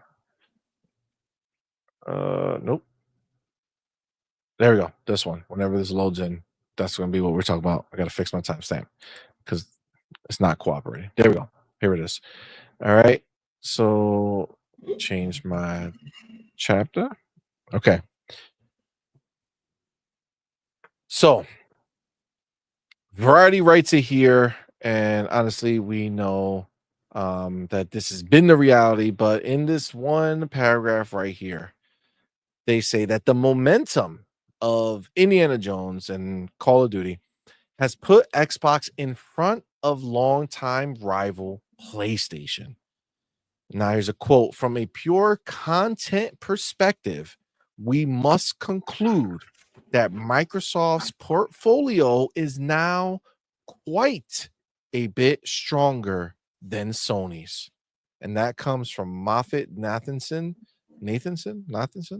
analyst Clay Griffin wrote in a November 26 research note. And I love that. I love that quote. From a pure content perspective, we must conclude that Microsoft's portfolio is now quite a bit stronger than Sony's. And to be honest, he's trying to be nice. He's being modest about the situation, for sure. I mean, wait till next year and the year after that. In the year after that is going to be a freaking massacre. It was. This year was. Let's keep it real. Listen, they deliver games, but the games didn't hit. Not the way that Hiroki was expecting, and some of them are not even available anymore because they were an epic freaking fail. And by epic, I really mean epic. It is hard. You would think it's hard to top it, but they continue to drop games that, no, I don't think any other platform can possibly go ahead and say, this is the type of trash we're going to go ahead and deliver, right? Redfall is clear from any nonsense moving forward because of what PlayStation has done in 2024. Every time you think that they've done the worst they can, they go ahead and continue to take another L, continue to not show up and deliver. And listen, if this was a rough year for PlayStation, next year is going to get worse and just worse and worse from there. That's just the way I see it. There's no coming back. There's no figuring this out. It's too big of a mess. So that rear end, they're going to continue to see moving forward. They may, man, Nintendo too, up there. Are we seeing a Sega situation play out for PlayStation? Ooh. I think so, but I think it's a little bit different. But I think so because I think Sega's issue is that they were making too much hardware, and I think Sony's issue is that they tried to keep up with Microsoft in the studio acquisition war. But they made it a war, I guess, and they made a bunch of bad purchases that I don't know if they'll be able to quite recover from. They keep making hardware. Look at that Pro. Oh, the Pro failed, the VR failed, that cloud, whatever thing they call it. Portal. The Portal. Yeah, that I guess it didn't fail in the sense that they sold what they made, but it's not like a commercial success either, where they're like, we're just gonna keep on making them.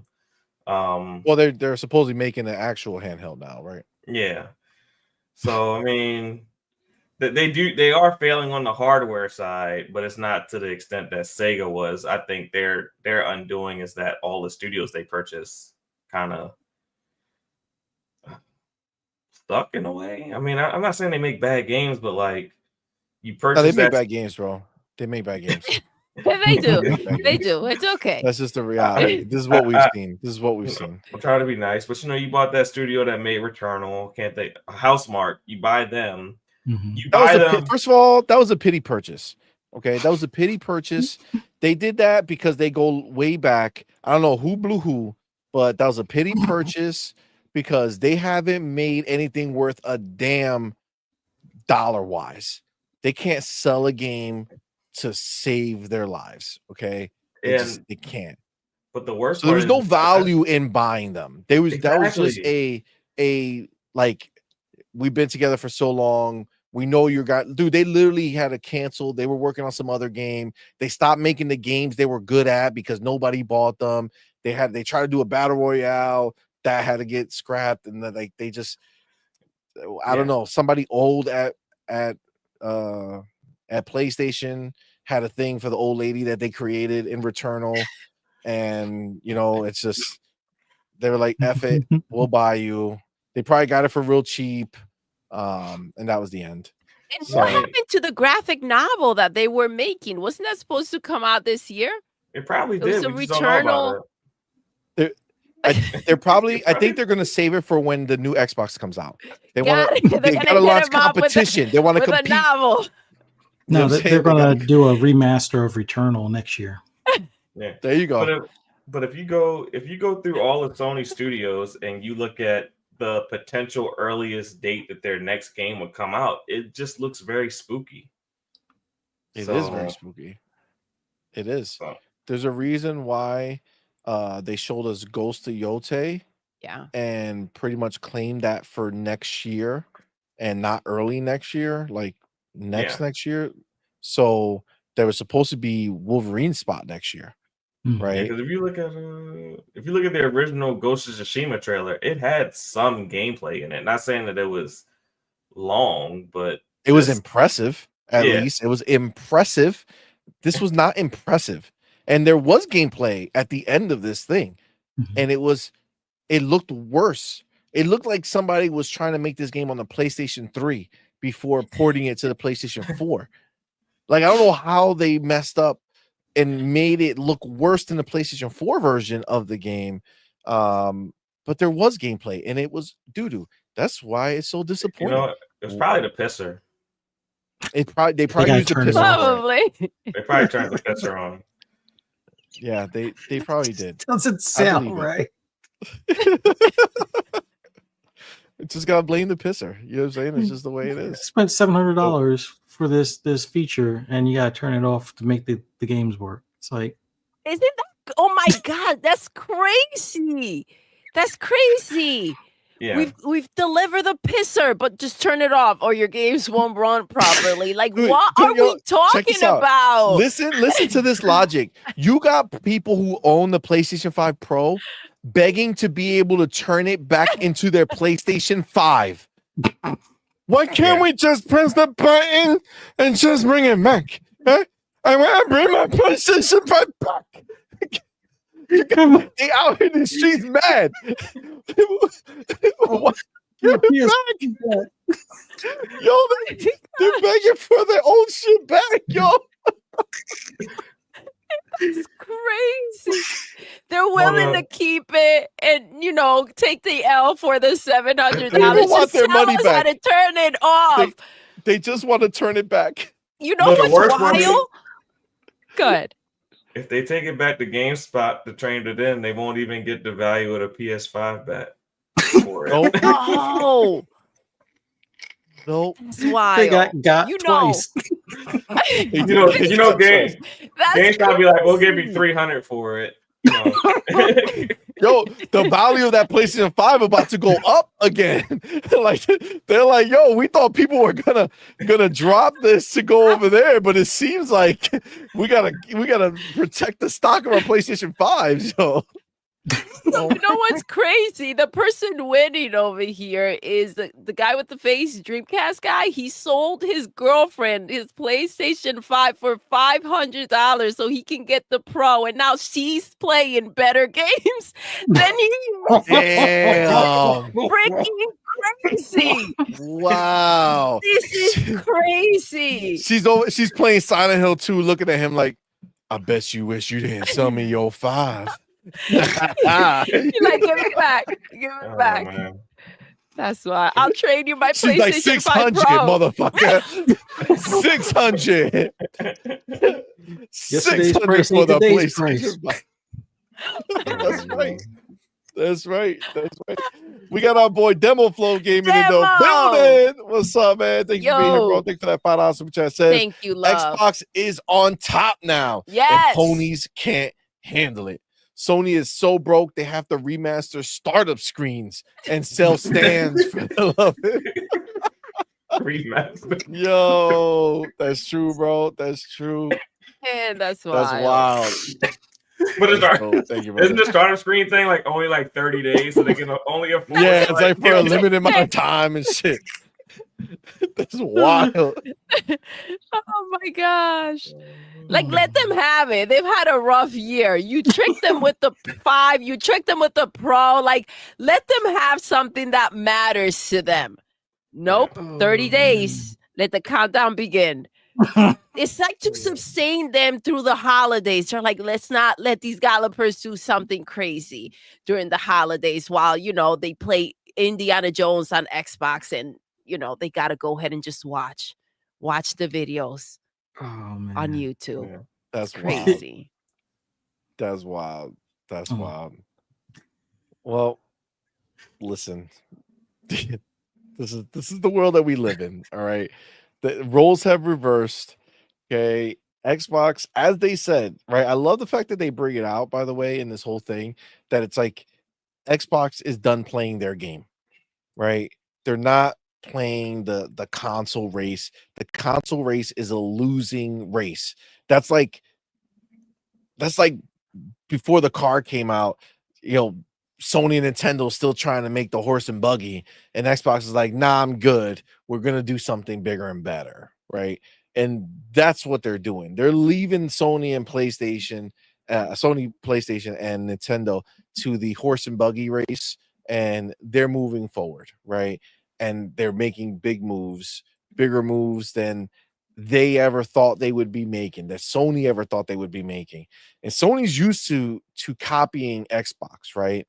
Like they're used to it. The problem is that Xbox has gone to a realm that Sony can't afford to follow them into. You know what I'm saying? Like that's the problem. If you don't think Matt Booty meant that spend them out of business, they know, they've seen it. PlayStation copies the moves. Well, how do you stop that from happening? Right? Exactly. Make a move that they cannot copy. And they tried to go ahead and make some purchases. They were just the wrong ones. They were the wrong ones, They're man. the only ones that they can afford, man. It's the only They ones still that they haven't can paid afford. Bungie yet, have they? No, that's still on No. layaway. They're still on Damn. layaway. Yeah. Fuzzy out here bringing out their bills. Yeah. Yeah, they still Oh, on man. layaway. They still out here like, damn, it's the first of the month. Did you make the payment? Nah, dog, I couldn't. What? Come on, Yo. man. You gotta make those payments. You're looking out the window for the repo, man, and be like, yo, put Yeah, that in the garage. I know. Except that ain't nobody want to take it. Ain't nobody that come get it. They don't want it. They're just stuck with that shit. That's their punishment, that they have to keep funding it. Aside from the payment they made, they still gotta pay these fools. That's wild. It's wild, yo. Man.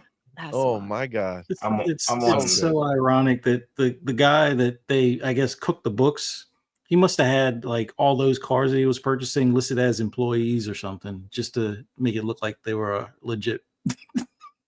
That's Can you imagine? wild, man. Oh my He bought God. so many. That was crazy. Like, It you really guys are was. barely getting paid, but look at what I got. Come see my Yeah. cars. It's crazy. Dead ass. Oh, That's wild. man. Well, any last words on this scenario with our homies at Xbox showing that they are leading, they are not following. They're going ahead and setting the path that unfortunately PlayStation can't follow. Frankly, Nintendo can't really follow it, but they're on their own path anyway.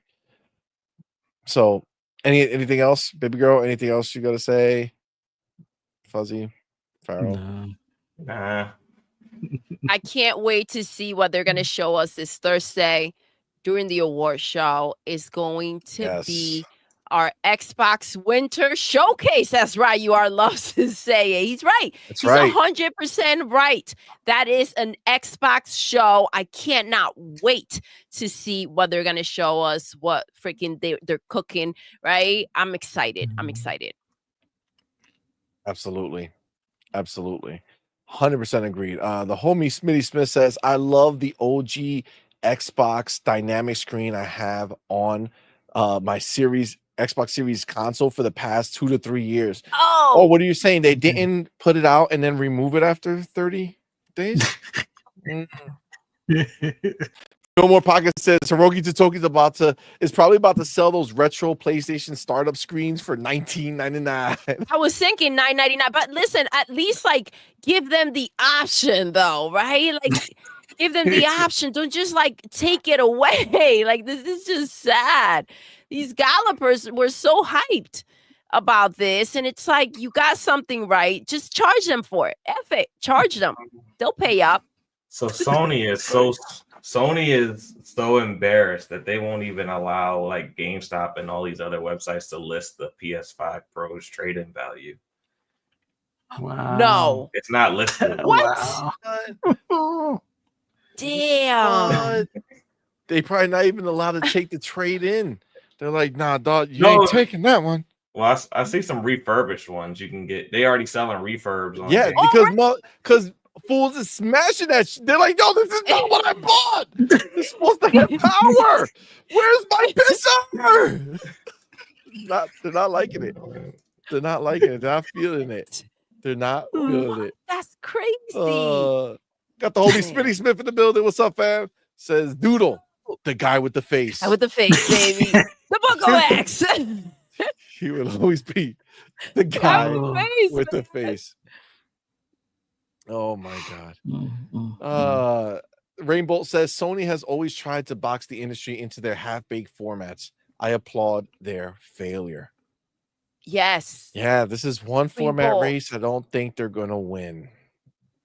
I don't think they have a chance here. They had it coming, man. They've been nasty to say the least. And it's all coming back to bite them in the ass all in one shot. This is crazy. This is crazy the way it's playing now. And I love it because it's like, they weren't just taken out. Like, all right, let's close up shop. It's just, we're just watching it all play out. That's why I'm so annoyed that Baby Steps is delayed. I want the next freaking mess to just pop in and happen. And man, it's been lovely. It's been lovely to watch it all play out. Better than I could imagine. Agreed. Yeah. Agreed. Yeah, because I'm not gonna take credit away from Xbox, but it's like Xbox has done everything they've done and gotten themselves to where they are, but they haven't directly impacted PlayStation. PlayStation has just slowly killed themselves from the inside, and it's kind of like a beautiful thing to see. Of course. It's crazy. But you know what happened? That ABK deal. That's what I was gonna say. A psych. Like they didn't even let it play out. They didn't say, hold on, how are we gonna move? They were so freaked out. And I honestly think that they were banking on those marketing rights to push the Pro. And this messed that whole thing up for them. So they thought Conquer was going to be their savior.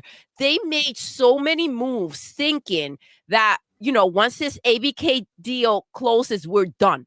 Jim Ryan said it. If this happens, we're done. Oh, yeah. And it was crazy the way he came out here and talked about their studios and the people they have in there. And it's like, man, like, don't say that out loud. But he wasn't lying. Like, it's all a mess in there. So the thing is that I do, I understand what you're saying, but I do think that this is 100% Microsoft. Who you got to remember, the deal was announced at the beginning of 2022. Yeah, that sounds about right. Yeah. So the consoles had just got out, right? You figure less than a year and a half because it came out the end of 2020, right? Yeah. So it had 1 year full of 2021, and then the beginning of 2022, they announced the deal, right? So literally less than a year and a half, the console was out in the world, and this deal shook. Remember, they did two. Let's backstep a little bit. They did two huge acquisitions to start this generation. Oh, for sure. Combined, Sony has like it shook them, right? Remember, the first one knocked out Google, the $1 trillion company buying Bethesda. They were like, nah, I'm good. We ain't spending that type of money on like video games. I'm out. Lesson learned. Be easy. See you later. And then we saw Google leave, but don't think that PlayStation wasn't affected by that purchase, right? I'm not saying they weren't affected. They were. Well, but see, I feel Xbox is directly the reason why PlayStation has fumbled this entire generation, because they got shook. Yeah, they panicked. Yeah, let's make games as a service. We need like Remember, they literally went to follow Bethesda's formula. Remember, they were single player all day, and then nobody bought the games. And then the next year, remember, they were like, save single player games. Nobody bought the games. So next year, what they do? They came back to E3, multiplayer games, right? Everything was multiplayer now. And I think, excuse me, that's what they copied. But remember, they were trying to get Starfield. And they were, from what we know, pretty close to making that happen. Like, it was essentially a done deal to happen. If they didn't buy the building, that would have taken place. Which you got to remember, in their mind, they thought, okay, 2021, we're going to have Starfield, because that's when the game was supposed to come out, right? And that didn't happen. It got taken right from them. So that deal slapped them up. And then all of a sudden, ABK gets announced. They start panicking. Oh my God, are they going to take Call of Duty? What's going to happen? What are they going to, how are we going to survive? Bro, everything went into disarray for them. So I feel now like they're taking Disney. Yo, Xbox is out here. PlayStation, give me your fork. I'm gonna eat your food. I'm gonna eat your food, bitch. Yo, this is crazy. Now Disney's in there too. I would say in Sony's case, with Microsoft making the purchases they did, they had up until 2025 to get their shit together. And instead of getting their shit together, they just they did the thing that the samurais do when they like lose their honor and just and they just kind of they shit the bed, and they started firing like all their key executives. And now what is Sony now from a first party perspective? Like nothing. An embarrassment. All their heritage is gone. Everything that made Sony is gone. Everybody who worked there in that lead up to making Sony what they were, gone. All the franchises that they had, the people who made them, all the old ones, either gone or Xbox owns the IP now, right? Yeah. So gone. Their legacy, gone, right? And they have no future. They literally just a box that plays games. See, the difference between them and Sega is that Sega relied on the hardware being sold but couldn't sell it, and they had to get out. PlayStation does they live off of the console being sold because of the third-party games that get sold on their box, not the first party. So what I anticipate happening in their future is that Sony first party goes night-night, or literally just dwindle down to like the few IP that matters to them, like the God of Wars and the, I can't even say Last of Us or Uncharted because Naughty Dog doesn't want to make that shit no more. Yeah. So that's not even a case. Joel is gone. Joel's dead. The other one, Ghost of Tsushima, they already threw him away. I don't know. Who knows what Ghost of Yotai is gonna do? Shit, I can't even think of a franchise that they have. What for? God of War, people are already tired of it.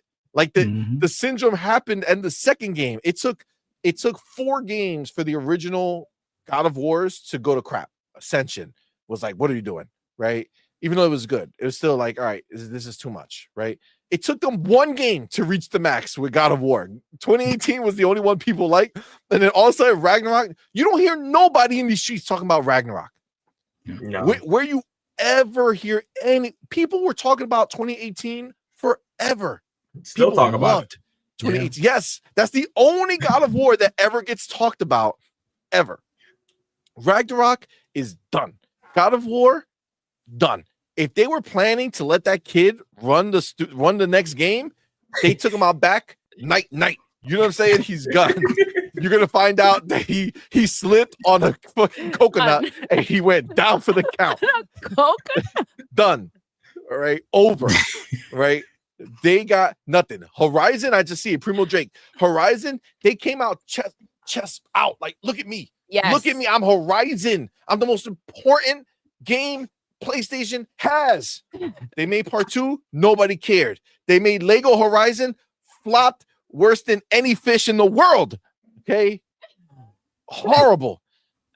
It's done. It's done. Nobody cares. The guy who made that co-signed a franchise that is dead and gone. Concord, night, because of Herman Hulst, right? They have nothing. They have no one. They're alone in a back room, curled up like a baby, crying.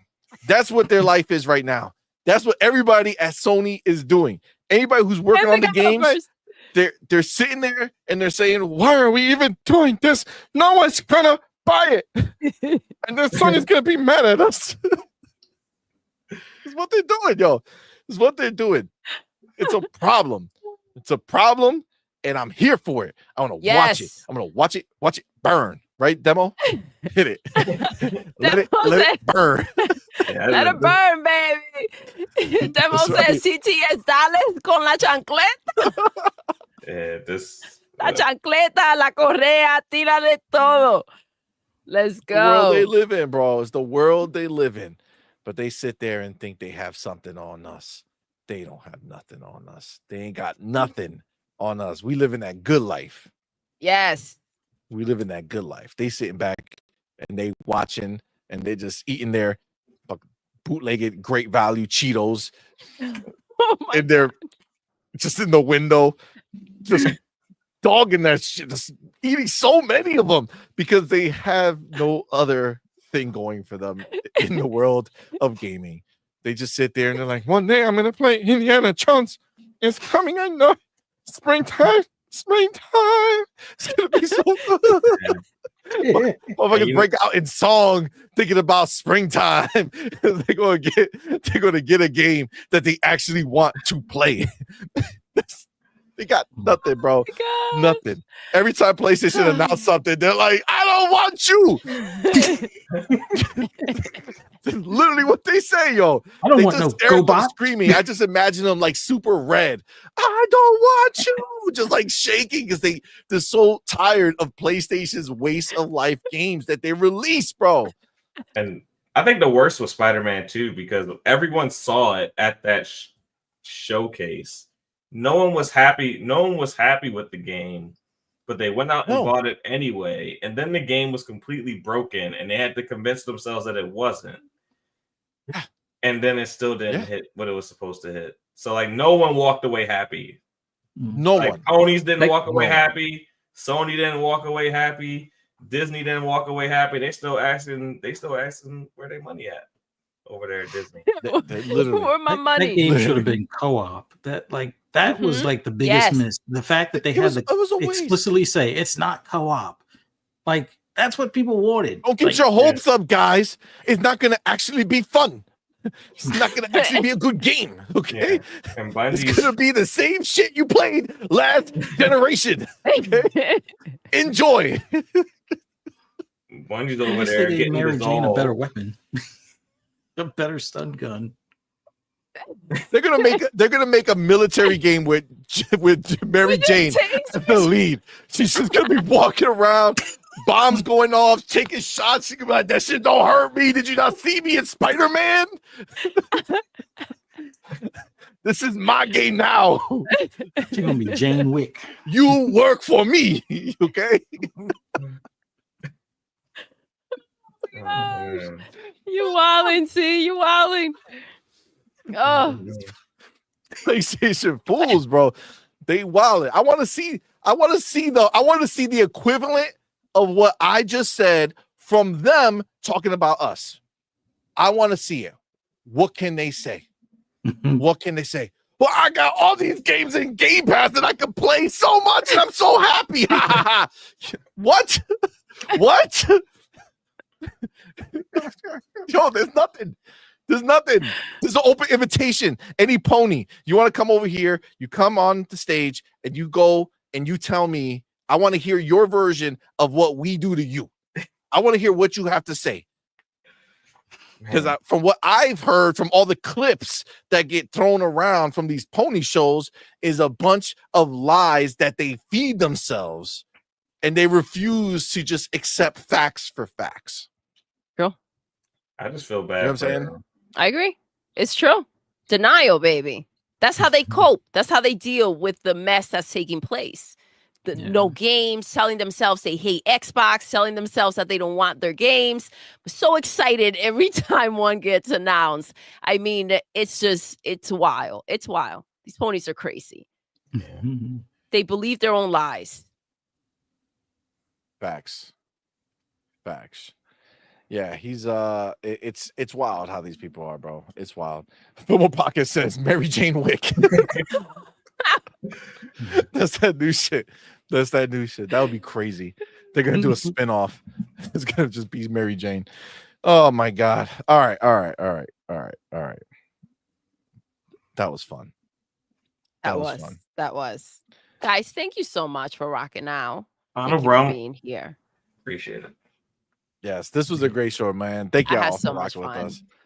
Mhm. Shout out to everybody who's rocking with us, man, here live in the building, man. We appreciate y'all. Shout out to everyone who super chatted. Very kind of you. Thank you so much. Shout out to everyone who's a member on YouTube. Shout out to everyone who's a Patreon. Shout out to our elite members, Big Boy Mike, Dark Angelic, and Spoon Man. Shout out to our inner circle members, the homie Big Mix Gaming and Culture the Canuck, the homies. We appreciate y'all. Thank y'all so much for being here and rocking with us and supporting us. It makes a huge deal for us. So thank you so much. And of course, shout out to our homies who are here. I love this show. It was so fun having our homies with us. The homie Farrell, the homie Fuzzy, rocking out in the building. Thank y'all so much for being here with us. Thank you. Please go ahead and let us know what you got cooking, starting with the homie Farrell Bazaar. Let us know, man, where to find you, what you got going on. Hey, you guys can find me on the Vitamin G podcast channel on YouTube. I think the next time we'll be going live is I think we're planning on doing a VGA show, which I think everyone's going to be doing. So I guess y'all can watch me after y'all are done watching CMoney and his crew do their VGA reactions, and we'll just laugh at Keely and look at all the new Xbox stuff we're going to be getting while he kicks off developers off the stage. And so yeah, that's the next time you go to find me. I'll throw a link in the chat. Just come on over, subscribe, check out the content when you have time. Appreciate you guys. Yeah, man. Him on Twitter Absolutely. too. That's right. Oh, my at's right there, so you can find me on Twitter. At's right below me. Right. So. Absolutely, man. Well, thank you, brother. We appreciate you being here. Thank you so much. Problem. And of course, our boy, Yes, Fuzzy, mother effing Belvedere, making his return to camera for us. The last 2 times we were on, no camera, man. So it's good to have you back. Good to see our boy. yes. Let us know what you got going on, brother. Well, just want to thank you for having me on. This was awesome hanging out with you guys. Always awesome being on this podcast and with the chat, and always a good time with Pharaoh. I think this is like the second time we've been on a podcast together. So always like hearing your thoughts and things in this gaming industry, man. Just such a fun time. A lot of laughs tonight. And I didn't ramble, and I tried to keep it PG or not as slanderous, but yeah, this was a good time, man. But for those that want to hear my rambles and rants on anything gaming related, just follow me on the app formerly known as Twitter at @fuzzy_Belvedere. You can also find me on Blue Sky, Instagram, Threads, everywhere but Facebook, because reasons I don't mess with Facebook. I feel that. On a bunch of podcasts, on Double Barrel Gaming, Fun Speculation, the Shop podcasts on Saturdays, and Pixelated Echoes on Sundays. And then me and my wife also have a podcast on Fridays at 6 p.m. Eastern. If you're into horror, whether it's movies, video games, TV series, we talk about it. In fact, this Friday, we're going to be talking about The Substance with Demi Moore. Pretty interesting movie. Starts off normal Nice. for the first 3 quarters, and then the last half or the last quarter just completely goes off the rails. But in a good way. But yeah, just check it out. 6 p.m. Eastern time on Friday for Fright Night with Ferocious Fee. Do a search on YouTube. You'll be able to find the podcast and stuff. But thank you guys so much for having me on. Greatly appreciate it. Shout out to the chat. Awesome. Hit that like button, guys, because this was a good one. Oh, Thank man. you. Thank We you, had brother, so man. much It was. fun, It you was. guys. We had a great time. Thank y'all so much for rocking with us. All right. Well, guys, remember, we will be back Thursday night. Like Pharaoh mentioned, we will be going live early because we're going to be streaming the live show for the Game Awards. Their pre-show starts at 7:30, so we will most likely be going live 7:15 or 7, somewhere around there. And then yeah, we'll watch the show, see what Xbox delivers us. Santa Xbox is going to be delivering us some goodies. Very excited for what they have in store. And I'm excited to see Astrobot win nothing. And I'm excited to see 007, baby. Hellblade win everything that it was nominated for. That's the goal. That's the goal. That'll be a good show. I'll be happy with that one. I'll be happy with that one. And with that, we will finish this show and end the show the way we end every single show. Doodle. Yes. We're done. We are. Until next time. You're intruding. You're intruding.